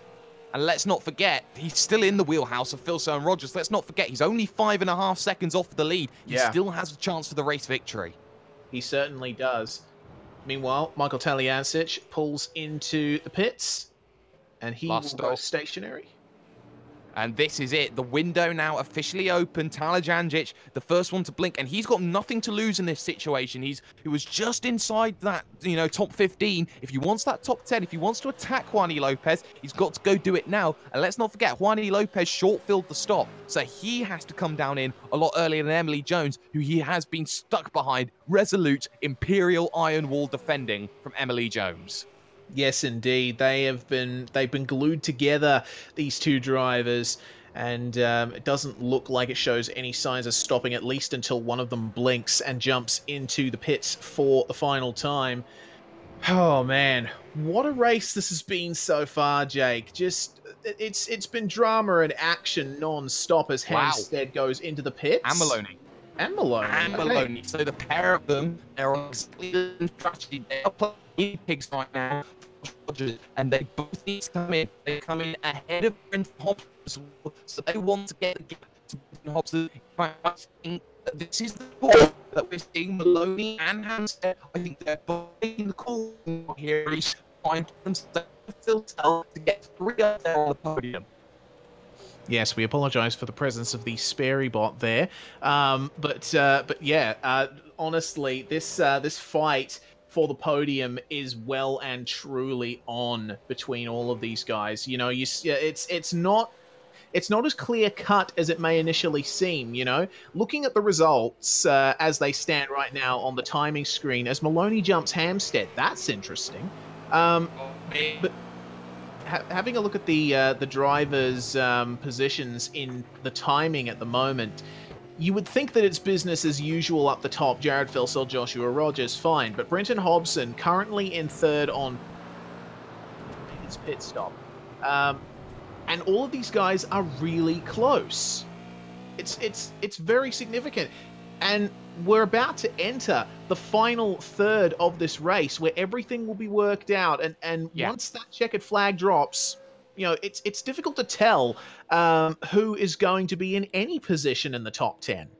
Yeah, that's the question that I think a lot of people are going to be having then. Who can make it? Who will blink and who will go forward? Brenton Hobson down onto the lane then, as is Jake Burton. So the final stops definitely in full effect. The question now will become for Brenton Hobson, where is the drivers of Hampstead and Maloney? It was a 1-lap jump, so they will have 1 lap to really work this, to make this work out in favour. Rounding the final corners then goes Hampstead, goes Maloney, and Brenton Hobson has to be quick off of this lane, as does Burton here, who will be the man with the biggest advantage coming out of pit road because he can just go full ball flat out. Brenton Hobson waiting, finally goes, but look at the train, it has already gone. Yeah. Burton's going to get the try and get through the middle of them both. No, he doesn't. So Burton improved, but he didn't get enough. No, not enough. And now it remains up to Jake to try and find his way past these guys on track. Now, Richard Hampstead is one of the supreme defenders in this field. will remember the Bathurst 1000, I believe, in 2016, where himself and Evolution Racing Team's Mark Pickett had a coming together on the final lap, Hampstead being resolute in his defending of position. Jake Burton, he's focused and aggressive. He will try and make that move where he can, but Hampstead won't let it happen too easily. And suddenly, Jared Filsell finds himself with 0.6 of a second, if not more. He's starting to break Josh Rogers down as the tyres start to go away on the TTL 92 machine. So Josh Rogers, if I'm Josh Rogers, I now have to dive. I now have to force Filsell into making that final stop. Ethan Griggault is down on the lane as well. We'll see where he comes out in comparison to the train coming through. That is the likes of Hobson. That is the likes of Hampstead. And actually, get this one, already gone is the drivers of Hampstead. And look at that, though. Ethan Griggault has jumped the lot of them. He's on the podium. Has. Wow, what a pit stop from Ethan Griggault. That's insane. Now, there are a couple of possibilities there. Either he is able to get home on his fuel, or he's going to have to try and save a bit of fuel to the end. We know how good ERT are on the fuel save. They've jumped the lots here in this one, and Ethan Griggault now has the chance. Filsell stays out. In comes Josh Rogers. Will Dane Warren dive in as well? Yes is the answer. So now we're starting to see it. This is party time. Josh Rogers needs the perfect stop, and we have to wonder where he will come out in comparison to the train that has been working the likes of Hampstead and co. Well, this is it. This is crunch time for Joshua Rogers. This will define probably whether or not he stands a very good chance of winning this race. He stays stationary. Dane Warren enters the pits behind him. Now we wait to see how long the pit stop is for Rogers, and it will definitely be a slightly longer fill. He is away, so now... Easy. Very nice. That was a consummate stop from Rogers there. Now it's up to Jared Filsell to respond. It is, and now Filsell will be looking to put the perfect lap time in. His last lap was a 1:21.8, and that was 0.4 quicker than his laps previous. He'd been flirting around the low 22s, and Jared Filsell is pushing now like a man possessed. He knows what Rogers is capable of. He doesn't want to be in the position where he is jumped on the final stop. This is lap 40 of 61. Race leader down onto the lane. This is crunch time. It certainly is. It's smash time. And Jared Filsell touring down the pit lane at 70 kilometers an hour. The pit lane stretching out before you. It's so painful going so slow after you spent so much time pushing so hard out on the track. And I've just seen a car request an escape, but there's no safety car out of that. Jared Filsell pulls into the pits now. Where is Josh Rogers? He is just negotiating the chicane now. Will he be able to jump Filsell? Jared still at a standstill. He's at a standstill, but this is where it gets interesting because it's close. It's going to be incredibly close. Here comes Josh Rogers heading to turn one, and Filsell stationary. He gets away, but the jump is there. And finally, it's Josh Rogers' turn to take the lead. And Jared Filsell has an almighty mountain to climb. The gap is 2 and a bit seconds. Wow. And that just hits home how good Rogers' pit stop was, doesn't it? Oh, it was a sensational stop, but look at this train now that comes in. Dane Warren's come out right at the back of this train, and we have a 5-car fight for third as well. And Scott Cieslawski, who is on a different strategy call, mind you, he's fighting for position with Griggault, and Griggault now is stuck behind the Cieslawski train. Yeah, he certainly is, but it looks like he's going to have a go at trying to be the locomotive in this train. Scott Cieslawski is going to stay wide, and Ethan Griggault is going to go through. Maloney shoving his way up the inside as well to try and keep in touch with Egg. And now Hampstead's going to go by Cieslawski as well. So Dane Warren and Jake Burton behind these guys will soon have Cieslawski to deal with. Will they be able to take advantage? That's the question, though. They have to try and take advantage. They've got to stay in the tow right now. As Cieslawski comes back, he's going to go straight across. He'll have to take a slowdown penalty for that one. He was far too aggressive there in terms of the battle. So goodbye, good night for Scott Cieslawski. That's 5 vehicles, 5 positions he's lost in a single lap. That's tyres for you.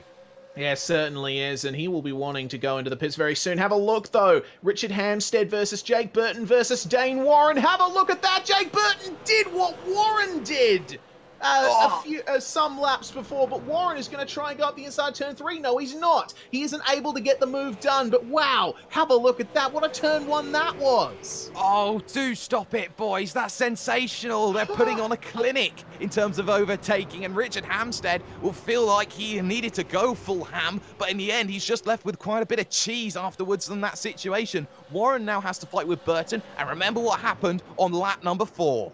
Yes, indeed. This is going to be one hell of a battle we're watching right now, folks. This is, remember, the Virtual Racing School V8 Supercar Online Premier Series. This is the CPR Kart and Sim Parts Georgia 250 at Road Atlanta. We are currently on lap 42 of 61.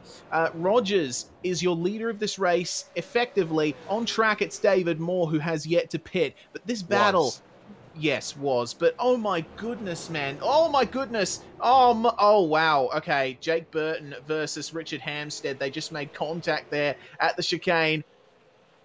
They're not done. They're not done, these guys.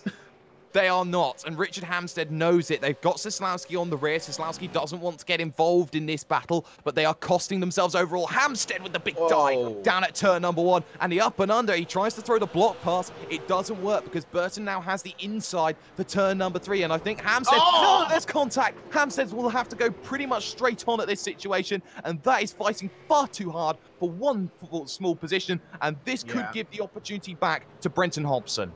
Yeah, certainly. Well, it's definitely helped out Dane Warren. He now has a huge gap behind him. He doesn't have to worry about them. But yeah, as you said, Brenton Hobson, this is going to work out magnificently for them if they keep on battling like this. I tell you what, you're right there, Jake.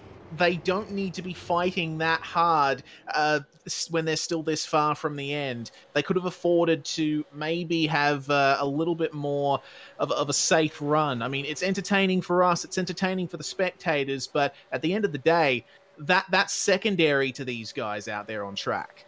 Oh, you bet it is secondary. Jared Filsell, though, I think the gap's come down. It was 2 seconds. It then came down to 1.5 seconds. What's the gap now as they cross the line? The gap when they cross the line is still 1.5 seconds, a 1:21.3 from the pair of them as they look to attack this course, but Filsell was marginally quicker. Ethan Griggolt holds 3rd position right now, ahead of Jake Maloney, and that gap then is just 0.8 of a second between the pair of them as Griggolt desperately tries to break the 1 second window because he knows that Dane Warren is a man on a mission doing 21.3s. He's as quick as the leaders right now as the 57 in All-Star Motorsports colours.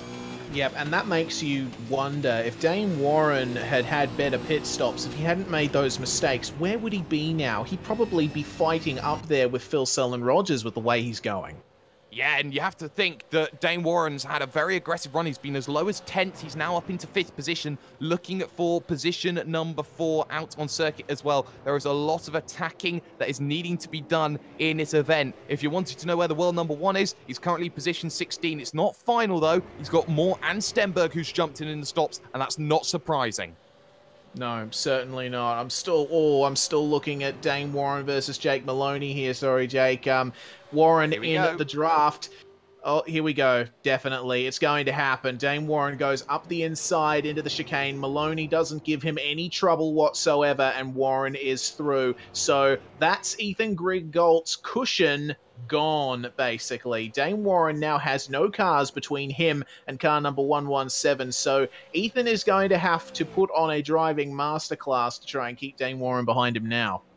The number you need to know is 1.2. Jared Filsell is Mr. Consistency with another 21.3. Rogers can't match it on a 21.6. So Josh Rogers is being reeled down. 2 bits of traffic ahead. Carl James and Ethan Warren in their own scrap, which they are allowed to battle for right now. And this one going on right now, P27 is Carl James. Ethan Warren's currently 2 laps down, just trying to run his own race as things stands. But right now, the big worry here for Scott Sosnowski as he is about to lose the position to Brenton Hobson.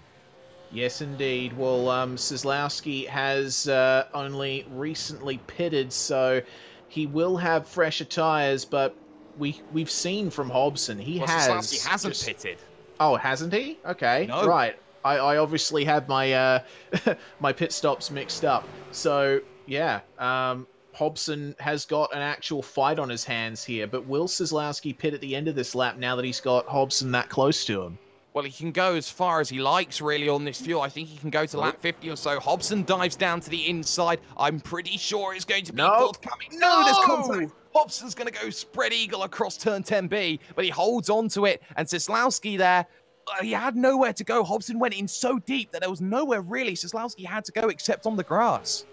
Yeah, certainly. I mean, that was, I guess Hobson was expecting Seslowski to just let him by. You know, obviously Seslowski is out of sync with everyone else in this section of the field. So, I don't know. Maybe Hobson made the assumption and it just wasn't there. Maybe not, but of course you have to remember Seslowski has every right to fight for that position as well. Hobson cannot guarantee that Seslowski will let him through. Gap at the front though, under 1 second. Josh Rogers, now with what is to be 15 laps to go when they cross the line, has 15 laps to hold off the most toughest, the most difficult, and the most genius driver in all of V8 Supercars history in Jared Filsell. That is a tall task for a young man. It certainly is, but Rogers and Filsell are no strangers to battling with each other on track. In fact, I believe last season they were on course for an incredibly exciting battle to the finish, and Jared lost connection to the server. That was huge heartbreak from them. Meanwhile, they got a car coming out of pits there. That's Jake Blackhall. He lets them by very promptly. But Filsell is continuing to chip away at Rogers' gap. They haven't got long to go here. They don't have long at all, and well, it seems that Dane Warren, though, is also on the offensive. He's found Ethan Griggault in the perfect situation with not long to go. This is the battle for the podium then between these two, up through turn 5, and Dane Warren pushing like a man possessed, did a 21.6, another 4/10 out of Ethan Griggault on that last lap, and I think that time is only going to be there. So the question is here, Reese, how does Dane like his eggs in the morning? Exactly. I hope that he doesn't like them scrambled. I would like to see a clean pass here down at the at the chicane if the pass does happen. But it seems like Ethan has a little bit more of a run on Dane than I thought he would. But now the draft comes into play. Dane Warren is going to have a look up the inside. Ethan is going to brake. Dane will brake later, and he's basically through by the turn-in point. Have a look at that. And Ethan, well, he's going to try and get the... oh, hang on a minute. Jake Burton. Oh, no. Whoa, look at that.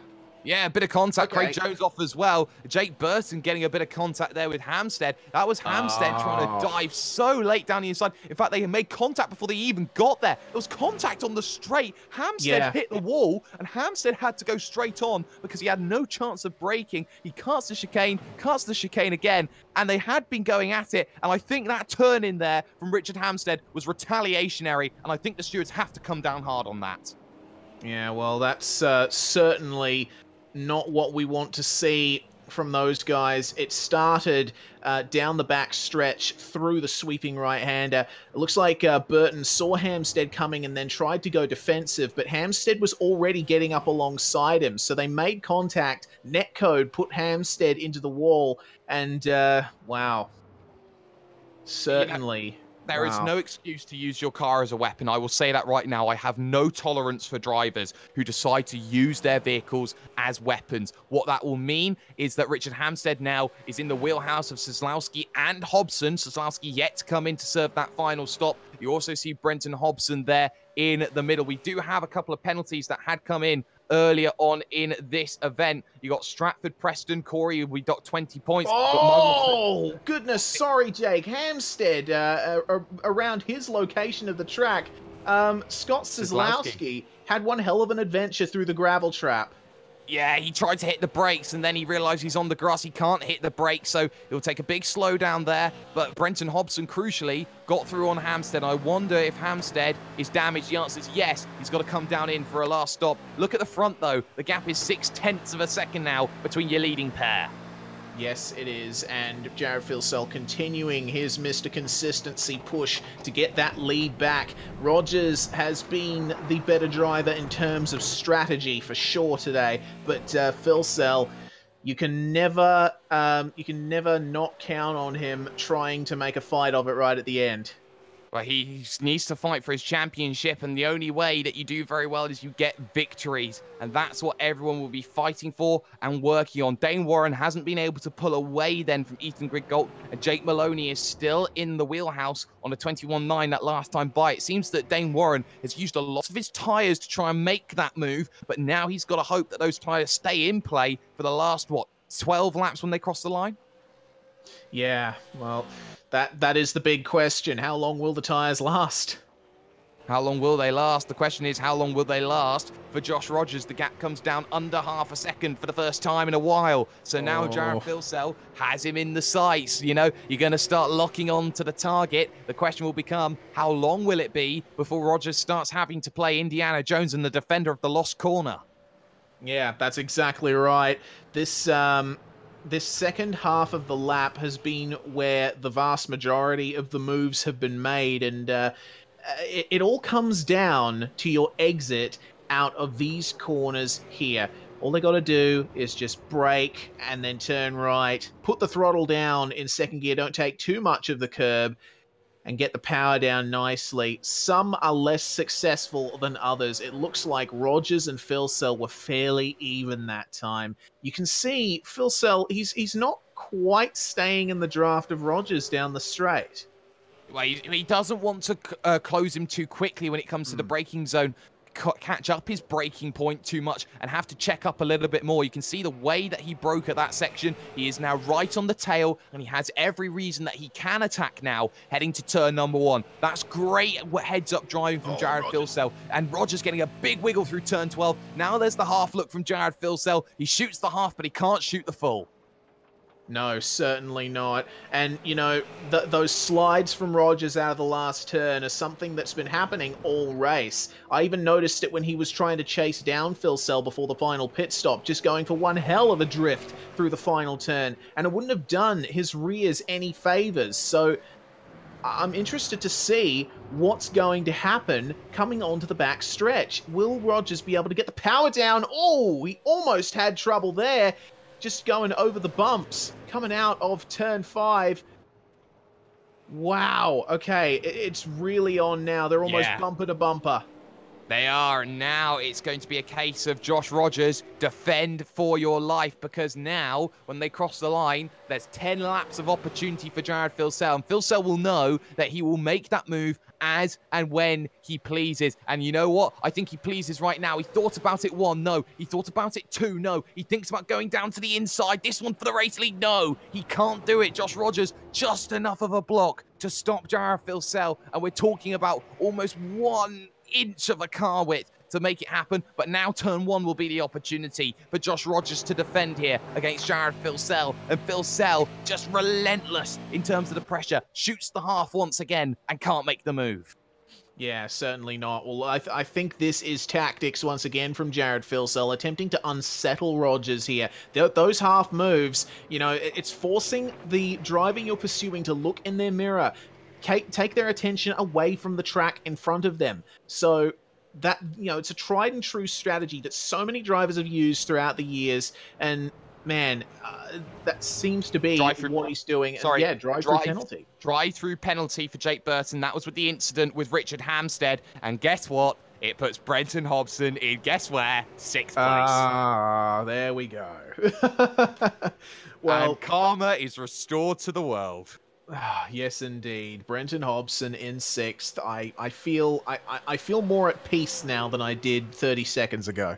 Groundhog Day has resumed, but look at this then. Filsell again close, moves to the outside, trying to get that run late here on Josh Rogers, and he gets himself down to the inside. Rogers, though, late on the brakes, will hold it side by side, tries to pinch him on the curb, does just about enough. Bit of contact between the pair of them, front to rear. Rogers. Filsell will now go to the outside. Rogers got a bit of a wiggle coming out of that final corner as they head now into 12. It's held for now, but the up and under attempt coming now. It has to be defensive from Rogers, who moves, but it's too late to make that move. Phil Sell down to the inside at turn number 1. They stay side by side. Rogers holding it around the outside. No, they caught them. Contact. And Rogers in the wall. Rogers, he hits the wall, and somehow they hold it together. Good driving from Phil Sell. He lets him have it back, but how much damage to the rear suspension?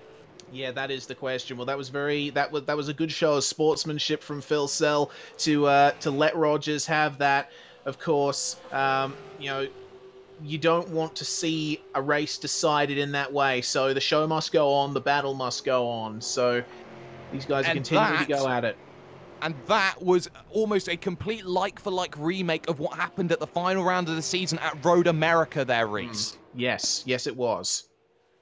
Well, that's going to be very crucial. We know Jared Phil Sell is a clean driver. If he gets involved in an incident and he knows that it was his fault, he'll let them keep the position, but not anymore now, because now this is where the fighting comes in. If they keep fighting like this, they'll allow Dane Warren back in. Down to the inside again, though, goes Jared Phil Sell. And Josh Rogers, I don't think, has much more that he can fight back with, especially with the damage that could be there. Contact again, then. Big slide, though, but he still has the inside. Phil Sell will pick up the run on the exit and finally takes that position in a way that he'll be very happy that he has done. Rogers will not have much to fight back with, but Rogers has the fresher tyres of the pair of them and should use the draft to his advantage. Yeah, well, look, have a look. He's already weaving around behind Jared Phil Sell, trying to unsettle him, just turn the tables a little bit there. But obviously not successful that time around. But they're still extremely close here at the front. This battle isn't over. We've got, how many laps? We've got 7 laps to go. And the gap is now down to 6.8, back to Dane Warren. So this race isn't over. If they come together again, Dane Warren's in the wheelhouse for a victory. So you're seeing already just how much Josh Rogers is struggling. I want to get a look, though, at the rear of his vehicle to see if there is any damage, any lasting damage. I think there is just a modicum of damage. There is on the right rear. If you can zoom in on that right rear, there is damage that is affecting the aero, that is really affecting Josh Rogers and his ability to really attack this circuit. I think, though, that the stewards will have to have a look at this one from Jared Phil Sell, even though he let the position back through, because of the fact that he has caused damage to Josh Rogers in that incident. Yeah, I think that's a fair assumption to make. I mean, like, the show of sportsmanship, yeah, it's good, but it doesn't change the fact that the other car has been disadvantaged in some way by that incident. But, of course, we'll leave that up to the stewards to decide. Yeah, the gap now opens up. It's 0.6 of a second between the pair of them. Let's look further down. Jake Burton's come back out on circuit. He's now with Josh Muggleton, and there was a Juan Lopez at some stage. He's now behind the pair of them. So Juan Lopez down in 12th. This battle going on for 11th position. They've allowed Curt Steinberg to get away. Great battle going on, though, for the lowest part of the top 10. Moore, McLeod, and Steinberg fighting 8th, 9th, and 10th.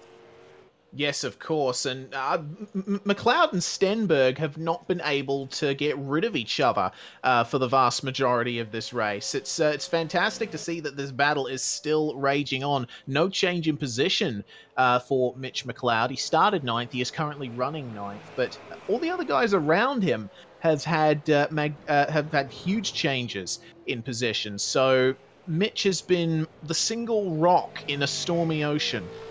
Oh, he certainly has. He's the only driver inside the top 10 to stay exactly where he started, and that's very crucial. I'll tell you what, though. Emma Jones as well. P7 on the opening start of the season. 1 year ago, she was in split 2. Yeah, an absolutely meteoric rise. That's been fantastic to see from her, and, you know, you can only go up from here, right? You can only go up. Gap at the front extends again. It's now up to a second, 4/10 a lap. It's clear. The damage is visible, and there's not much that can happen. Ethan Grigg-Galt, though, becomes the man under pressure. Jake Maloney is searching for 4th position. Yes, indeed. Ethan has already lost a position to Dane Warren. He may stand a chance of losing a position to Maloney as well. Maloney doesn't have much time to try and make it happen, though. Ethan, I'm wondering... Surely he would have gone for some form of fuel saving, surely. Well, he has to have done, and he may have saved a bit behind the driver of Dane Warren, but Dane's now pulled out over a second, so he can't save much more. The issue will be, is Maloney quick enough to get onto the back of Griggold and get past? Because I think that's what Maloney's looking at here. I think Griggold is safe to the end. Yeah, I would say so, at least on fuel, but on pace, who knows? Maloney is chipping away at him here, but Ethan, once again, getting the run onto the back stretch. You see, that's one real sort of defining factor between drivers is how well they get out of that turn leading onto the back straight. Yeah, and getting onto that back straight, I think it's about attacking. I think it's now about how you make that move, and I think Griggold knows he's got to play defense now against Jake Maloney. He can't think about attacking Dane Warren. Warren is gone in terms of the overall. So for Jake Maloney here, Reese, you know, now it's just a case of, you know, can I close that in? He fractionally closes in on Griggold, but again, there's still the fringes of the draft there, ever so slightly there from Dane Warren. Yeah, for sure. That's it's a difficult position to be in, especially when you're in the dying stages of this race. You know, you want to be able to just put the hammer down and make up that position, but the state of your car simply doesn't let you do that. And Ethan, he'll be seeing Dane slowly just pull further and further away, and you know, it won't be a fun time, for sure, in the cockpit of that ERT number 117. No, it won't. Battle going on, though. P11, 12, 13, but penalties are coming in. Drive-through penalty was there for Jake Burton, and he gets 20 points for dangerous driving. And we have confirmation that we are still unsure on the Phil Rogers incident. We'll have more on that when it comes in. Juan Lopez, though, versus Jake Burton. To think that these two are battling it together at the end when they started 1st and 30th, respectively. Yeah, like, how would you be? That is fantastic to see. Not only, like, you know, Juan Lopez making his way all the way up there, but the fact that these guys are all still out there, still battling, only a few laps from the end. Oh, and here we go. Jake is going to lift off, and Juan is going to go on through there. So that's Juan Lopez into P12.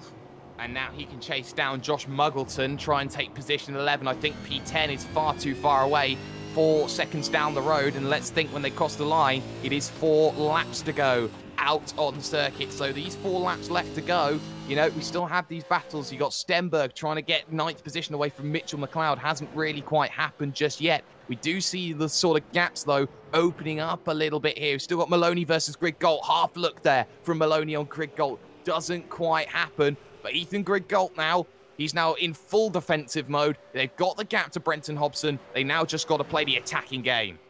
Yeah, but yeah, they certainly do. And no better time than now. Currently, they are on lap 58. Our leaders are going to be coming up to start lap 59. It will only be 3 laps to go. You know, what a fraction less than 250 kilometers it has been so far, but what a race it has been, and it still isn't over. It still isn't over for the 250 kilometers. We still got the battles, and in fact, Josh Rogers found an extra 1/10 of a second back on Jared Filsell, brings the gap back down under to 1.6. I don't think Josh Rogers is done here. It's still a mistake from Filsell that could cost him in the end, and we know that Jared Filsell rarely makes mistakes. We've seen him make contact with drivers before, but this is a real test here. The battle for 1st still technically not over. The battle for 4th very much still on. Yes, indeed. Well, coming up to these final couple of laps here at the CPR Kart and Simparts Georgia 250. The race is certainly on for Jake Maloney. The race is on for Josh Rogers, but he is not having much luck trying to stay in touch with Jared Filsell right now. No, not having much luck at all, but, you know, that's not his own fault. I wouldn't have thought in that situation. No. McLeod and Steinberg, though, they're still having this scrap for the top 10. Into the left-hander of turn 5, they come along. Steinberg tucked right in underneath. He's in that zone where he can make the attack and can make the position as well. Curt Steinberg knows what is available to him. In through the right-hander, of turn number 6, in through the right-hander of turn number 7. And Curt Steinberg now has to be on the attack. penalties come through. It's a 15-point penalty deduction for Jared Filsell for that incident with Josh Rogers. It's not going to change the result in terms of the race, and that's going to be fine. Talajandzic and Myers, we haven't seen. There needs to be a redress. Here comes Curt Steinberg, though, down to the inside for position number 9. 2 laps to go now when they cross the line.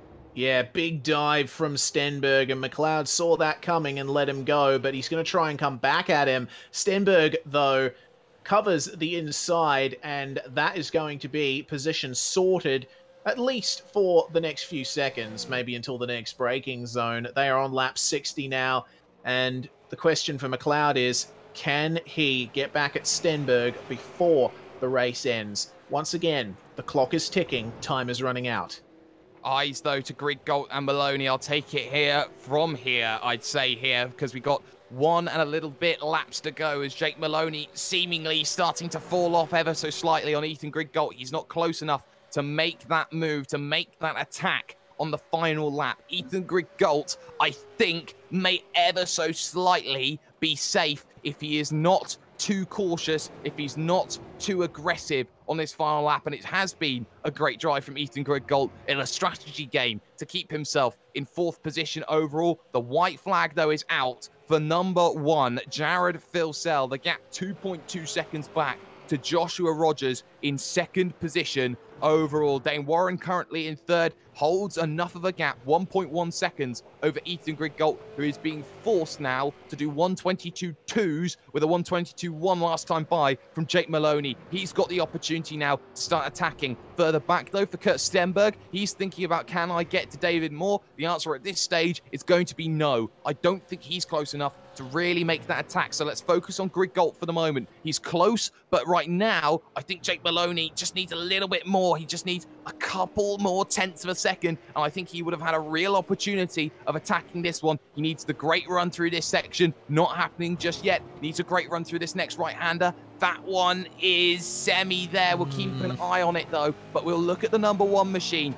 Yes, you can question the character. Yes, he did decide to let Josh Rogers have that position, but yes, there was damage. Yes, he does get penalty points. And yes, Jared Filsell rounds turn 10B, looks at turn 11 and looks at turn 12. Jared Filsell wins at Road Atlanta, but at what cost as he takes a 15-point penalty coming out of this event? Rogers unceremoniously dumped in 2nd position. Dane Warren will take 3rd. Greg Galt had enough fuel to hold on to 4th position overall out on circuit. And guess what? It's that time again here, Reese. Brenton Hobson, Groundhog Day has resumed, P6. Yes, certainly. A big round of applause for Brenton Hobson in the commentary box for upholding our long-standing tradition of 6th place finishes. There we go. Car number 88 in 6th place. Emily Jones, though, finishing in 7th. Just, Here we go. Quite a way ahead of David Burton and Myers. Oh. Myers has got the inside. Can he get the run off the exit? No, he can't. The damage too much. And I think that's Burton struggling as well. Oh, yeah. And that is just about there. And we've got... Yeah, just made it. Wow. Wow, you don't get much closer. And, well, what could have been for the man in the 70s? So, whoa, hello, straight on there, John Latham. I don't think he's got anything left. Yeah, wow. Goodness. So there we go. Either way, what could have been for Madison Down? It's position 34 in the end of that one, though, Reese. And that is not the start of the season that a former champion should be having. No, certainly not. And you know what? That race was over pretty much halfway around lap 1 for Madison. There was no escaping from that, I suppose. Once he had been knocked back, it was always going to be an uphill battle. So Madison, well, he's a professional. He knows he's been in positions like this before. He'll be able to fight his way back up with any luck. Yeah, we'll see how that works out for him later on in the season. But official classified results then from Road Atlanta, the 250Ks, are all good and done. Jared Filsell, at what cost does he win this event? He takes a 15-point penalty after his incident with Josh Rogers a few laps from the end. And Rogers, You know, he had the opportunity, he was being closed, but the damage was there, which prevented him from attacking back for the race victory. 1.9 seconds further back. Dane Warren finishes home in third. What could have been for him after opening lap contacts with the likes of Jake Burton. Ethan Griggolt, the egg, gets fourth position with a fantastic drive on strategy ploy. Jake Maloney comes home in fifth position. Brenton Hobson, well, he has a sixth sense for finding sixth position. Emily Jones, a drive of her career so far in seventh. David Moore finishes eighth with Curt Steinberg ninth, and Mitchell McLeod rounding out 10. In Josh 11th. Muggleton. Sorry. Yeah, you go for it. Sorry about that. Go on. Josh Muggleton in 11th place with Juan Lopez in his first V8 SCOPS start, finishing 12th from 30th position. Duran Nikora in 13th. 14th, Jake Burton after starting from pole. There's plenty about that race that Jake Burton obviously will not be happy about. Brady Myers in 15th position with Michael Taliancic in 16th. 17th, Scott Cisłowski up from 37th. Thomas Hinz in the midst of all that finishes where he started in 18th place. Ross Rizzo, our Split 2 winner, up in Split 1 for the first time from 35th to 19th. A great result for him. And rounding out the top 20, Corey Preston. And Blackjack for Glenn Postle 8. Matt Stratford in 22nd. John Latham, the last driver on the leading lap, with an adventurous 23rd as things stand. And then you're seeing drivers a lap down or further, likes of Jake Blackhall, Riley Blythe, Ethan Warren you can put in that mix, Mitchell Chiolak, Richard Hamstead. How much will be said about Richard Hamstead's retaliation move? We didn't see anything about that. Madison Down as well. Two big names getting caught out. Ian Ford, another one. Thomas McMillan looked promising as well in the early stages. Wayne Bork, Brett Cananzi, and Michael Healy failing to get themselves going. We're going to step aside, though, for one moment here on V8's Online. When we come back, the post-race show, the fallout from Atlanta, here on V8's Online, iRacing Live, and, of course, on the VRS Facebook page.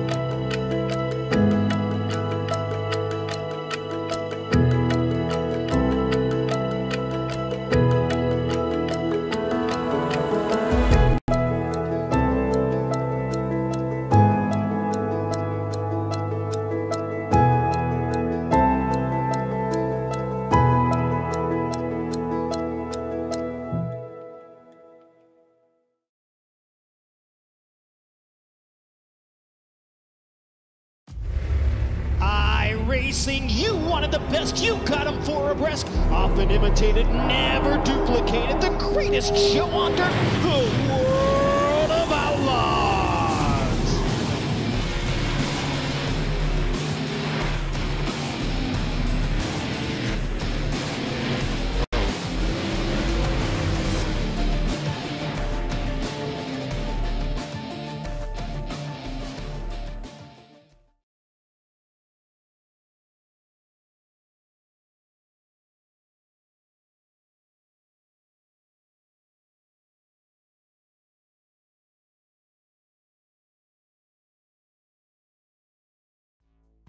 Welcome back, ladies and gentlemen, to the VRS V8 SCOPS series, a fantastic race that we have seen going on. And what has to be said is we've had everything under the sun come up and get itself involved. We've seen heartbreak, we have seen victory, we've seen triumph, we have seen so much happen. But one thing we can say is that we have a very unlucky man joining us, Josh Rogers.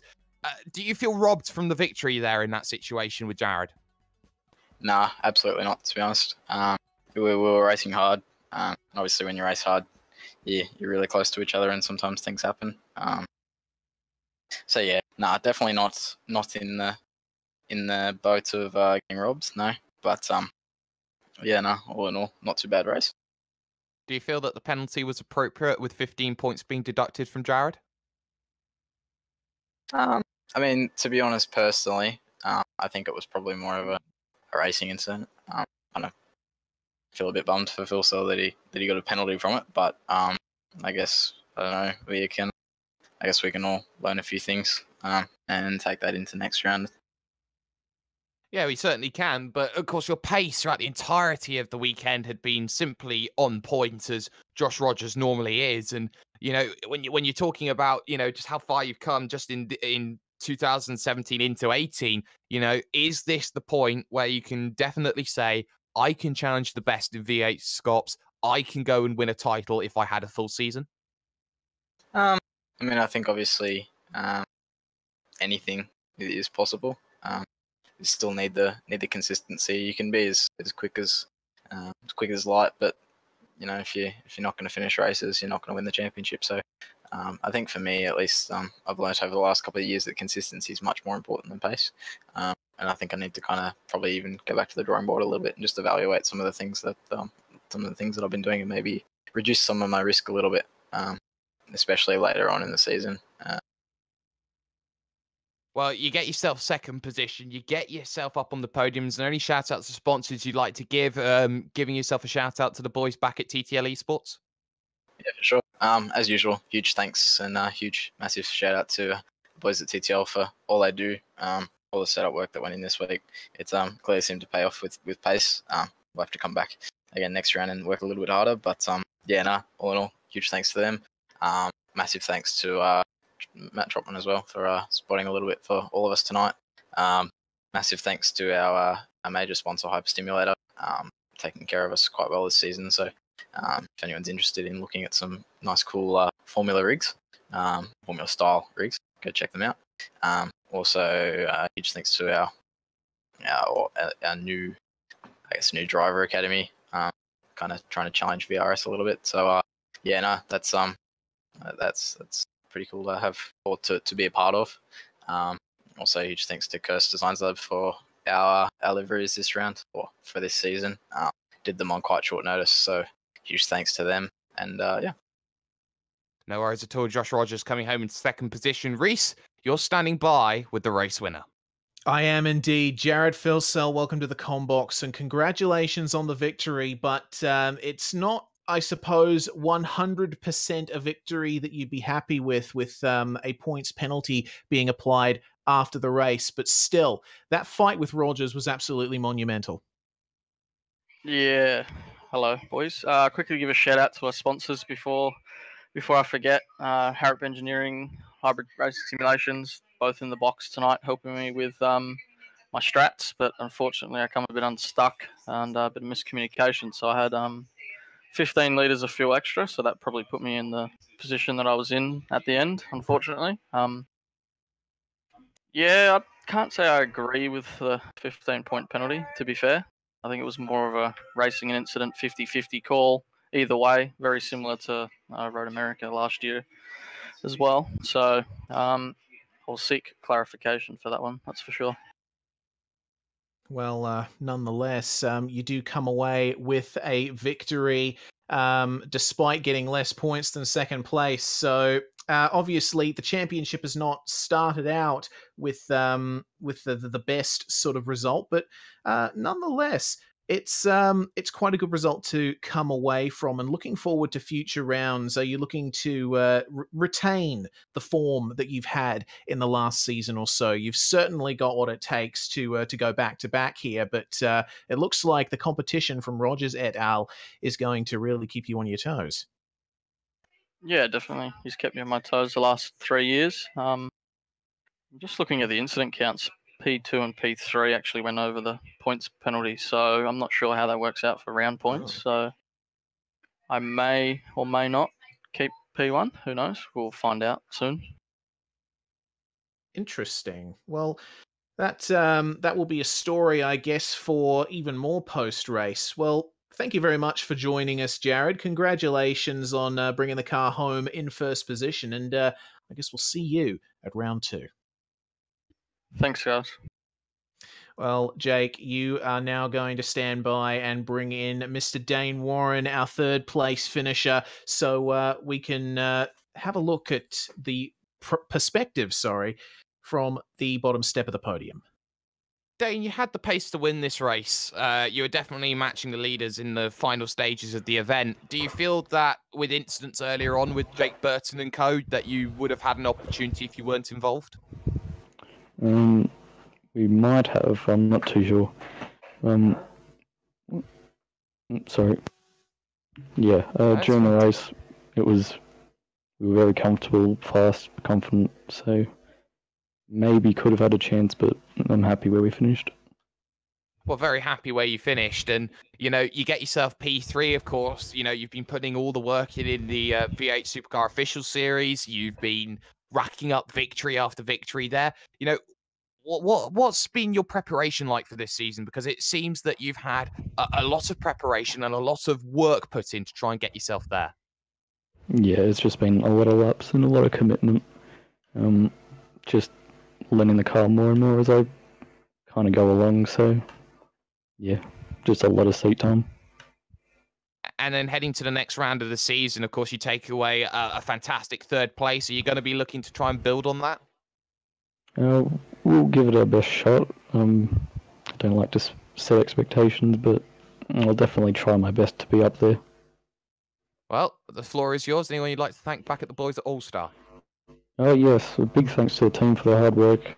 We've done very well this weekend despite a bit of issues here and there in the splits. So yeah, big thanks to them. Rat Corp, Unneeded Servers, Cash Centric and Extreme Racing also for the continued support. No worries at all. Dane Warren coming home in third position for All-Star Motorsports. Very quickly, though, I want to get into a conversation with Simon Black here, one of the stewards here at the V8SCOPS. Simon, you've had your work cut out here today. A lot of incidents have come up. Lap 1 definitely was one which, threw the safety car out due to the track being partially blocked. And then you see the incidents that come in with the likes of Hampstead and Burton. You see the likes of the incidents with Phil Searle and Rogers. How busy, would you say you are? I know your mic is a little bit of an issue right now, so he will be coming back later or coming back now. Simon, how are those incidents for you? Yes, it was a very busy evening. Good evening, everyone. How are you? Yeah, doing all right. Excellent. Yeah, we probably had 15 or 20 incidents that we went through in that race. So every time I had a break and I was about to go do some of the cleanup work, it was on again. So it was quite busy. I think you were asking just before I had to leave and come back in what I thought of the which incident was it? Sorry. Hampstead and Burton. Yeah, you're talking about the incident down the back straight.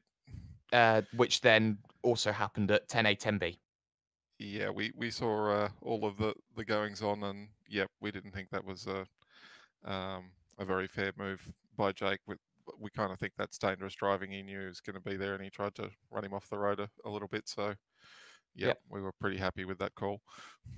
Would you argue though that there was secondary contact between the pair of them that could have been viewed as deliberate from Hampstead's perspective? It's something that the guys are still looking into. So, okay, yep.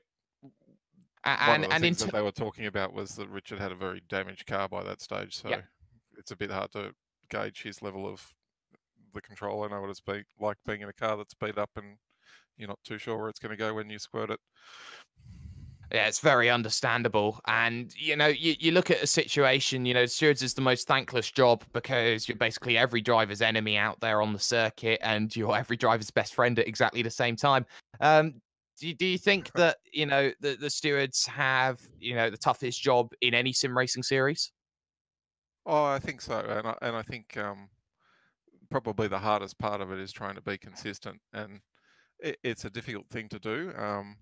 We've got more people involved in race control now. If I have a quick look, I think there's probably 10 people in the other race control channel at the moment that have been watching the race. So that brings two things to it. So there's a quick explanation. If you had two people doing it, you'd be a lot more consistent in what those two people thought all the time. When you have 10 people making a call on a decision at some point when they disagree, you've got to vote, and then you might have 6 people that think one way and 4 the other way. So it sort of has to be a majority rules in that situation, and you have to take the guys on what they think. So because of that, sometimes you get a variance in the consistency, but we try our hardest.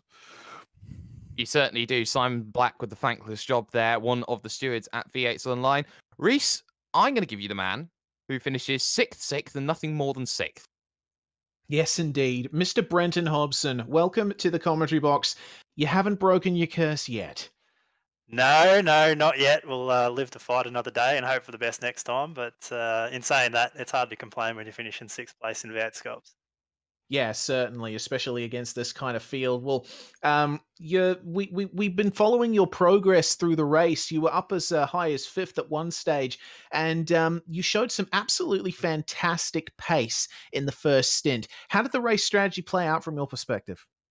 Yeah, well, the car was really good, and I wasn't probably expecting to be as strong as I was, but I went for an aggressive strategy, decided to pit early, which I knew would come back to haunt me a little later in the race, but I thought we'll go with the short-term gain and hope that we can recover any loss later in the race. But I muffed it up a little after that first stop, had a few bad laps in a row, and sort of cost the advantage that I had. So then I paid for that later when the second round of stops came about and we had to take a longer stop than a few others and stuff like that. But my car was not great on green tyres, but geez, it was good across a fuel run. So a little disappointed in a way, because I think if we had perhaps started better, I got a black flag leaving the pit lane in qualifying, so I couldn't set a lap on that critical first lap in qualifying. So a few things that went against me, and perhaps if I was slightly luckier, I might have had a chance there for a top 5. But it is what it is, and the meme continues. People are loving it, and I'm already hearing all about it. So. All right, well, fantastic either way, Brenton. And yeah, you make a very good point about how your car was very good over a fuel run. We were actually quite astounded at the fact that you were on older tires than the people around you at one point, and you were still faster. So that was incredibly good. So Synergy Sim Racing, obviously, you guys have had Michael Schreier returning to full-time V8SCOPS competition in this race. Obviously, his race didn't go exactly to plan, but you guys have really got a good form going this year already. Well, yeah, that's just a continuation from where we left off last year. We had a few guys that were really punching well above their weight and getting some really good results. And, we're hoping that momentum continues. And, on any given night, we know that Michael Schreier can be one of the best V8 supercar drivers in the field. It'll probably take him a while to get back up to speed. And he was very unlucky tonight from what I can understand. But, David Moore, another great result for him. Inside the top 10 as well. We know that Wayne Burke, again, unlucky, can be super fast on any given night as well. So we've got some guys there that are capable of, throwing a cat amongst the pigeons. And with any luck, we can keep that momentum going all the way through the season. So, maybe come towards the finale, we're looking at guys challenging for wins on a regular basis. You never know. Excellent stuff. Anyone you want to give a shout out to before we let you go, Brenton? Obviously to all the guys in the team and the sponsors. We've got a couple of new sponsors this year. So big shout out to Titanium Blockchain Infrastructure Services. That's who I've got on my car this year. New sponsor on board, as well as Watercraft Performance Components as well. Another new sponsor for us this year. But Eaton, DGD Customs, CSR Fabrications, Newlon, Trackstar. We've got a whole bunch of guys that are all behind us. So Big shout out to them, and also OSR and V8s Online, obviously, for all the work that goes in behind the scenes on this series. Awesome stuff, Brenton. Thank you very much for joining us. We will see you at round 2 at Sonoma. No worries. Thanks, guys.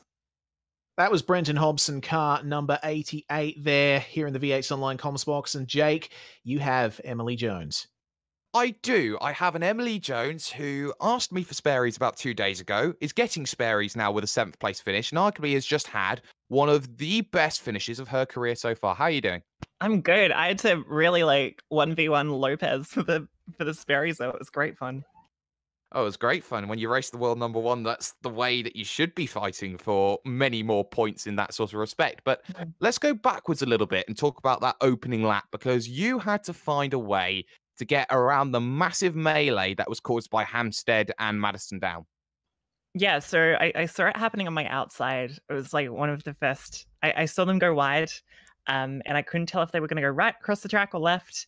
I made a really late move to the right, and I actually clipped through the car that I passed. I'm not sure who it was. It all happened very quickly, but I net coded through them, the very end of my car. So I dodged a bullet. The iRacing gods smiled on me, and then I somehow made it through. Well, you got a bit of blessing. And, for the 100 people watching on your Twitch channel right now, I know that you've got all of those who are watching on the VRS Facebook page and, of course, on V8's Online's YouTube as well. You've got a lot of exposure now this season for V8's Online, and the V8SCOPS series. Do you feel that there is an added pressure on all these drivers to perform when they know that they've got more eyes watching them? Yeah, especially, I don't know, especially in this first round, because we're all a little bit, not as practiced. We haven't driven V8SCOPS for a while. I think it's after all the build-up of months and stuff, and then going into qualifying, which is a single lap, shootout. I don't know, it's pretty crazy. So it's really difficult to get it down, especially with all the pressure of all the promotion and stuff. Yeah, it certainly is. Well, I'll give you a chance now to promote, firstly, yourself here. But finally, any shout-outs to sponsors back to, the guys at the team? You've put in a lot of hard work and hard effort into this series. And, the results are coming back when you consider that last season you were in Split 2. Yeah, I mean, it's pretty crazy. To be in 7th is a ridiculous finish. I'm kind of not even believing it myself.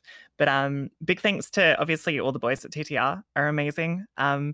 They've kind of taught me how to drive this car and how to really race iRacing well. So I really have to thank all of them for kind of showing me how.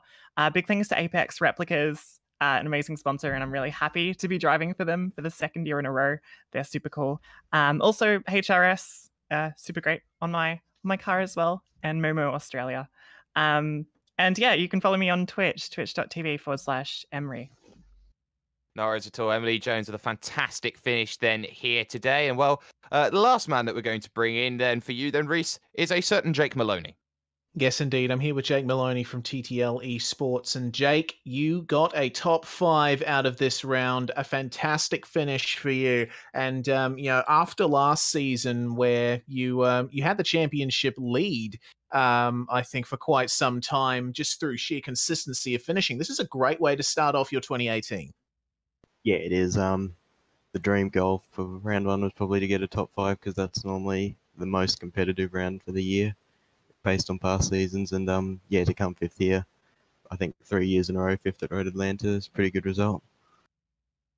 Yes, indeed. Well, from an 8th place finish, you've got involved in quite a few incidents, and pitting along with your teammate Richard Hampstead throughout the race was one of those things. And the final pit stop, what happened there? Was there a difference in strategy between you and Richard that allowed you to come out ahead? No, we were on the same fuel. I think we took 62 litres. I think sometimes there's just a bit of a variance in pit stop times. I don't think every time you get exactly the same stop time, and I think I was on the lucky side of that and was able to jump him. All right, well, that explains it, I suppose. Well, looking through the rest of the race, you were involved in some pretty intense battling, and I guess what was your perspective on the cleanliness or aggressiveness of the racing out there? How was it in your place in the field?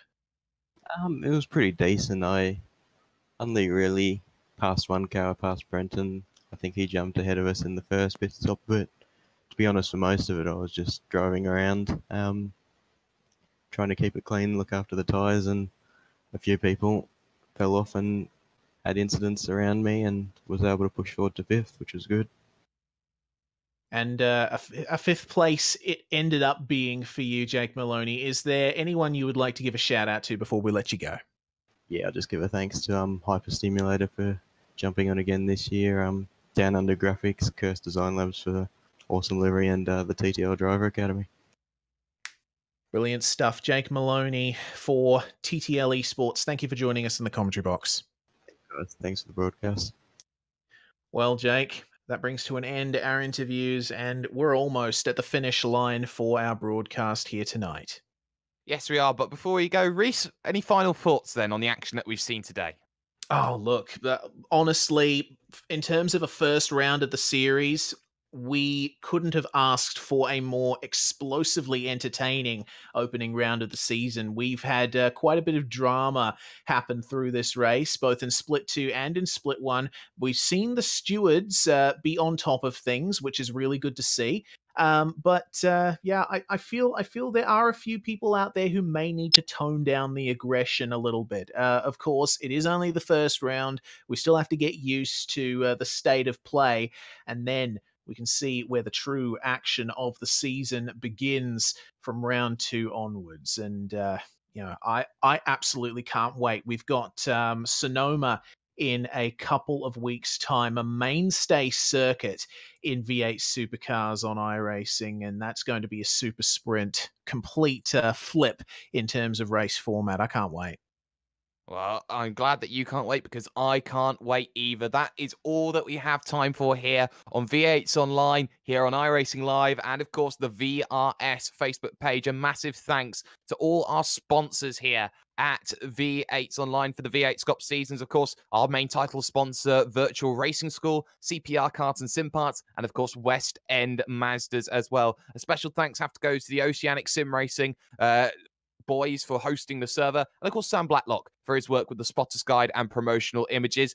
2 weeks' time, there or thereabouts, we'll be at Sonoma. We'll be just moving up towards California, and for what will be a classic race if last season was anything to go by. But that was the Southpaw racer, Reese Gardner. That, of course, was Jay Kennedy.